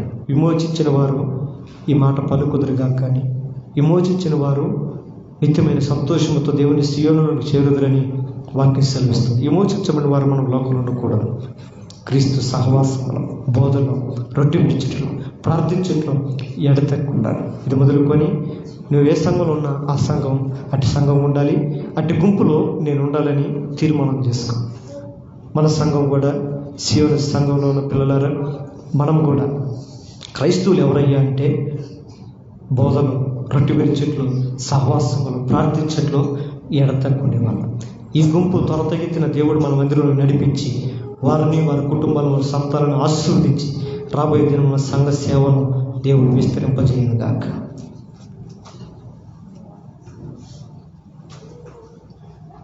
ప్రేమ కలిగిన మా తండ్రి, కృపాసత్య సంపూర్ణమైన మా దేవ, ఈ రాత్రికాల సమయంలో నీ పాద సన్నిధిలో ప్రార్థన చేస్తున్నాం. అందులో నీ సన్నిధిలో ప్రతి మంగళవారం సంఘ ప్రార్థన, నీ సంఘంలో, నీ సన్నిధిలో, నీ శరీరంలో, నీ మందిరంలో, నీ పాలన ప్రార్థన చేసే గొప్ప భాగ్యము, ధన్యత మాకు దయచేస్తాం. నీ సంఘంలో నీ అవయవుల భాగం మేము మేలు కోరుకోరు, క్షేమము కోరుకోరు. నీ సన్నిధి స్థుతించడానికి, దేవాన్ని సన్నిధిని అడగడానికి ఈ గొప్ప సింహాసనం మమ్మల్ని చేర్చిన దాన్ని బట్టి కొందనాలు. అదే మన జల ప్రళయం నుంచి విడిపించిన నోవాహు కుటుంబాన్ని ఆశీర్వదించి నీ సంతానం భూమి మీద విస్తరింపజేస్తాను. సంతానం కణాలు దేవ సంఘమని ఆయన ఓడను నీకు ముందులేని నీవే నీ రక్తంలో చిందించి మా కొరకు ఈ భూలోకంలో, ఈ బెంగళూరు పట్టణంలో సీయోనుని స్థాపించాం. నీ సంఘంలోనికి నీ ప్రజలుగా, నీ బిడ్డలుగా మమ్మల్ని నడిపించాం. నీకు వందనాలు, నీ స్తుతులు, స్తోత్రాలు. మమ్మల్ని అందరికీ ఆశీర్వదించాలని ఆశపడుతున్నాం. మేమందరూ కూడా నీ కొరకు అనేకులు నీ రక్షణ నడిపించే సంతానం కనుక బిడ్డల వల్ల మేము ఉండాలని కోరుకుంటున్నాం. నేటికి 2 సంవత్సరాలు సేవ పరిచయలు సేవల సంఘాన్ని క్షేమంగా తండ్రి అన్ని పరిస్థితుల్లో మాకు తోడై ఉండి నడిపిస్తూ వచ్చాము. ఈ సేవకు, ఈ సంఘ పరిచర్యకు ప్రత్యక్షంగాను పరోక్షంగాను అనేక మంది సహాయపడి ఉంటున్నారు. అంటే బిడ్డలందరినీ కూడా మీరు దీవించండి, ఆశీర్వదించండి వేడుకొచ్చున్నాం. అయినా ఈ సంఘంలో 2 సంవత్సరాల చెంది బిడ్డలు తండ్రి పండు విడవకుండా ఆయన అనేక మంది వచ్చి వెళ్ళిపోయిన వారు అవుతున్నారు. కానీ ఏకలి బిడ్డలు ప్రయాసంతో బిడ్డలు స్థితిస్తున్నారు. వస్తున్న ప్రతి బిడ్డను మీరు దీవించండి, ఆశీర్వదించండి. ఈ సంఘంలో మీ సన్నిధిలో వారు ఫలించాలి, అభివృద్ధి చెంది విస్తరించాలన్నట్లుగా ఈ 2020 సంవత్సరంలో ప్రతి కుటుంబాన్ని మీరు దీవించండి. మేమందరం కూడా నువ్వు మా దేవుడు అని మీ భక్తిని ప్రతిష్ఠించబడిన వారిని నీ కొరకు మా హృదయంలో మనం ప్రతిష్ఠించుకోవాలి. యెరూషలేములో గుంపుగా చేరే పనులు ఉన్నట్లుగా సహాయం. వారైతే అనుదినం తప్పగా దేవాలయంలో కూడుకొనొచ్చు, దేవుని సన్నిధిలో ప్రార్థన చేసేదని అపోస్తలుల కార్యంలో క్రైస్తవులను ఉద్దేశించుకుంటూ మాట్లాడించి నేను ఏదైనా క్రైస్తవులు అయితే నేను మనం సమీపించాను. ఇదిగో ప్రభు వచ్చున్నాడు, ఆలస్యం చేయడం త్వరగా వచ్చున్నాడు విషయం మేము కూడా గ్రహించి ఇకను సమయం ఉందని, కాలం ఉందని, దిగులేము లేదని, చింతేము లేదని చెప్పుకొని జ్ఞానం లేని ప్రజలని కాకుండా మేమందరం కూడా దేవుని సమీపించబడింది మరెక్కువ విషయంలో మేము కొడుకొని ప్రార్థించే సీయోను సంఘం అనే గురువులుగా సంఘాన్ని తీర్చిదిద్దండి. లోకంలో అపాయకరమైన దినాలను గుర్తున్నట్లుగా ఇక్కడ మీరు దర్శించండి. ప్రతి ఒక్కరిని వినిపించండి. అపాయకరమైన ప్రజలందరి నుంచి నోవా కుటుంబాన్ని రక్షించినట్లుగా సంఘంలో ఉన్న ప్రతి కుటుంబాన్ని నీ బిడ్డలు మీరు రక్షించారు. ఆ ఓడలోనికి వేదమైతే ప్రతి పవిత్రమైన జంతువులను చేర్చినట్లుగా ఈ సంఘంలో చేరవచ్చిన ప్రతి బిడ్డలు పవిత్రులుగా, పరిశుద్ధులుగా, నిర్దోషులుగా, నిష్కలంకులుగా సీయోనులో నిలిచున్నట్లుగా సహాయం తెచ్చేయాలి. పవిత్రమైన వాటికి మందిరంలో స్థానం ఇచ్చి, ఆ స్థలం ఓడలో స్థానం ఇచ్చి, ఈ మందిరంలో మేమందరం పడితే పాపులుగా కాక, భక్తిహీనులుగా కాక, అవిధేయులుగా కాక, తెలుగుబడిస్తారు కాక, ఆయన నీ రక్షణ స్వామిని ఎరగని గుడిదానం కలిగిన వారు కాకుండా మారు మనసు పొంది, బాప్తిసం పొంది, పాప క్షమాపణ పొంది, మా హృదయంలో నిన్ను రక్షకుడిగా ప్రతిష్ఠించుకొని నీ కొరకు జీవించే మహిమ కలిగిన, పరిశుద్ధత కలిగిన సంఘంలో ఉన్నట్లుగా సీయోను మీరు దీవించండి. అనేది మీరు మార్చమని వేడుకుంటున్నాను. నీ కృప చూపించిన రీతికి సంఘం విస్తరిస్తూ వచ్చిన దినాల్లో మా సంఘం విస్తరించాలి, విశ్వాసం విస్తరించాలి, క్షేమాభివృద్ధాన్ని విస్తరించాలి. ఆయన ఒక సంభవిస్తే ఏ రీతి గ్రామం అంతా నడిపించగలిగిందో సంఘంలో మేమంతా కూడా ఆ రీతిగా నేను మా శక్తి వచ్చిన లేకుండా మా శక్తి సామర్థ్యతను బట్టి మేము అనేక కొన్ని శక్తి నడిపించగలిగినట్లుగా మాకు అట్టి ఆత్మను, అట్టి మారు మనసు, అట్టి పశ్చాత్తాప హృదయం మాకు తెచ్చేయాలి. సంఘంలో ప్రతి కుటుంబానికి దీవించు, ఆశీర్వదించు. ఆయన రాబోయే దినంలో 2020 సంవత్సరం ఈ సభలో ప్రార్థన చేస్తున్నాం. జనవరి నుంచి ఆరంభమైన పరిచర్య ఆయన ప్రార్థన సమయం ఆయన మార్చి వరకు మేము నడిపించాలనుకుంటుండగా ఈ ప్రార్థనలు మేము గొప్ప కార్యాలు చూసినట్లుగా సహాయం తెచ్చేయాలి. మా ప్రార్థనలు వ్యర్థం కాబోతున్నాయి. ప్రార్థన ఆలకించబడా నీ పేరు ఆయన వారి ప్రార్థన ఆలకించి వారి కార్యం నిర్వహించడం మాట్లాడుతుంది. ఏ కార్యం కొరకైతే మేము సన్నిధిలోకి వచ్చి మేము ప్రార్థన చేస్తున్నామో ఆ కార్యాలన్నింటినీ కూడా ఈ 3 నెలలు మీరు నిర్వహించగలిగారని ప్రార్థన చేస్తున్నాం. మేము శక్తి చేత, బలం చేత, ఆయన మా జ్ఞానం చేత, మా యొక్క వివేకం చేత, మా సామర్థ్యత పొందుకోలేని వాటన్నింటిని కూడా ప్రార్థనలో మేము పొందుకున్నట్లుగా, జీవితంలో మేము ప్రార్థనతో సాధించుకున్నట్లుగా మా ప్రార్థనలన్నింటికీ ప్రత్యుత్తరము, ప్రతిఫలం మీరు దయచేయగలిగిన ప్రార్థన చేస్తున్నాం. అన్ని సమస్యల నుంచి, అన్ని శోధనల నుంచి, అన్ని కష్టాల నుంచి, అన్ని ఇరుకుల ఇబ్బందుల నుంచి, అన్ని ప్రతికూల పరిస్థితుల నుంచి విడిపించి సంఘానికి విజయం మీరు దయచేయగలిగారు. సంఘం మహిళ సంఘ సీఎం పట్టణం, పెట్రోల్ పట్టణం నిలబడినట్లుగా సాధన వచ్చి సంఘంలో అనేక అవసరాలు ఉన్నాయి. ఆయన పాటలు పాడడం ఆయన కావాలి. సమయానికి వచ్చి నీ సన్నిధిలో నేను పాటలు పాడి నీ నామాన్ని కీర్తించినట్లుగా, నీ నామాన్ని కనపరిచినట్లుగా, నీ నామాన్ని మహిమపరిచే ఆయన పాటలు వరం కలిగిన వారు మీరు నడిపించమని వేడుకుంటున్నాయి. ప్లీజ్ ఆయన దయచేయండి. వాద్యాలు వాయించేవారు, ఇన్స్ట్రుమెంట్స్ ఆయన అనేకమైన అవసరాలు. ఆయన నీ మందిరం నీ నామాన్ని ఎలా కీర్తించాలో, ఎలా కనపరచాలో పరిశుద్ధులు లేక వాక్యం మాకు బోధిస్తుంది. ఆ రీతికి మేము మంచి మనసుతో, నిండు మనసుతో నేను కీర్తించినట్లుగా ఆయన జ్ఞానం కలిగిన, నైపుణ్యత కలిగినటువంటి భాషలు మీరు దయచేయమని వేడుకుంటున్నాం. ఆయన సగం వాక్యోపదేశిస్తుడు కావాలి. ఆయన తండ్రి సంఘం పట్ల భారం కలిగిన వారు కావాలి, బాధ్యత కలిగిన వారు కావాలి. సంఘంలో సేవకులకు సహకారులు కావాలి, స్వార్థికులు కావాలి. ఆయన అనేకమైన పరివారం అవసరమైనదని నీ ఆలయాన్ని ప్రేమించేవారు కావాలి, నీ ఆలయంలో భారమును భరించేవారు కావాలి.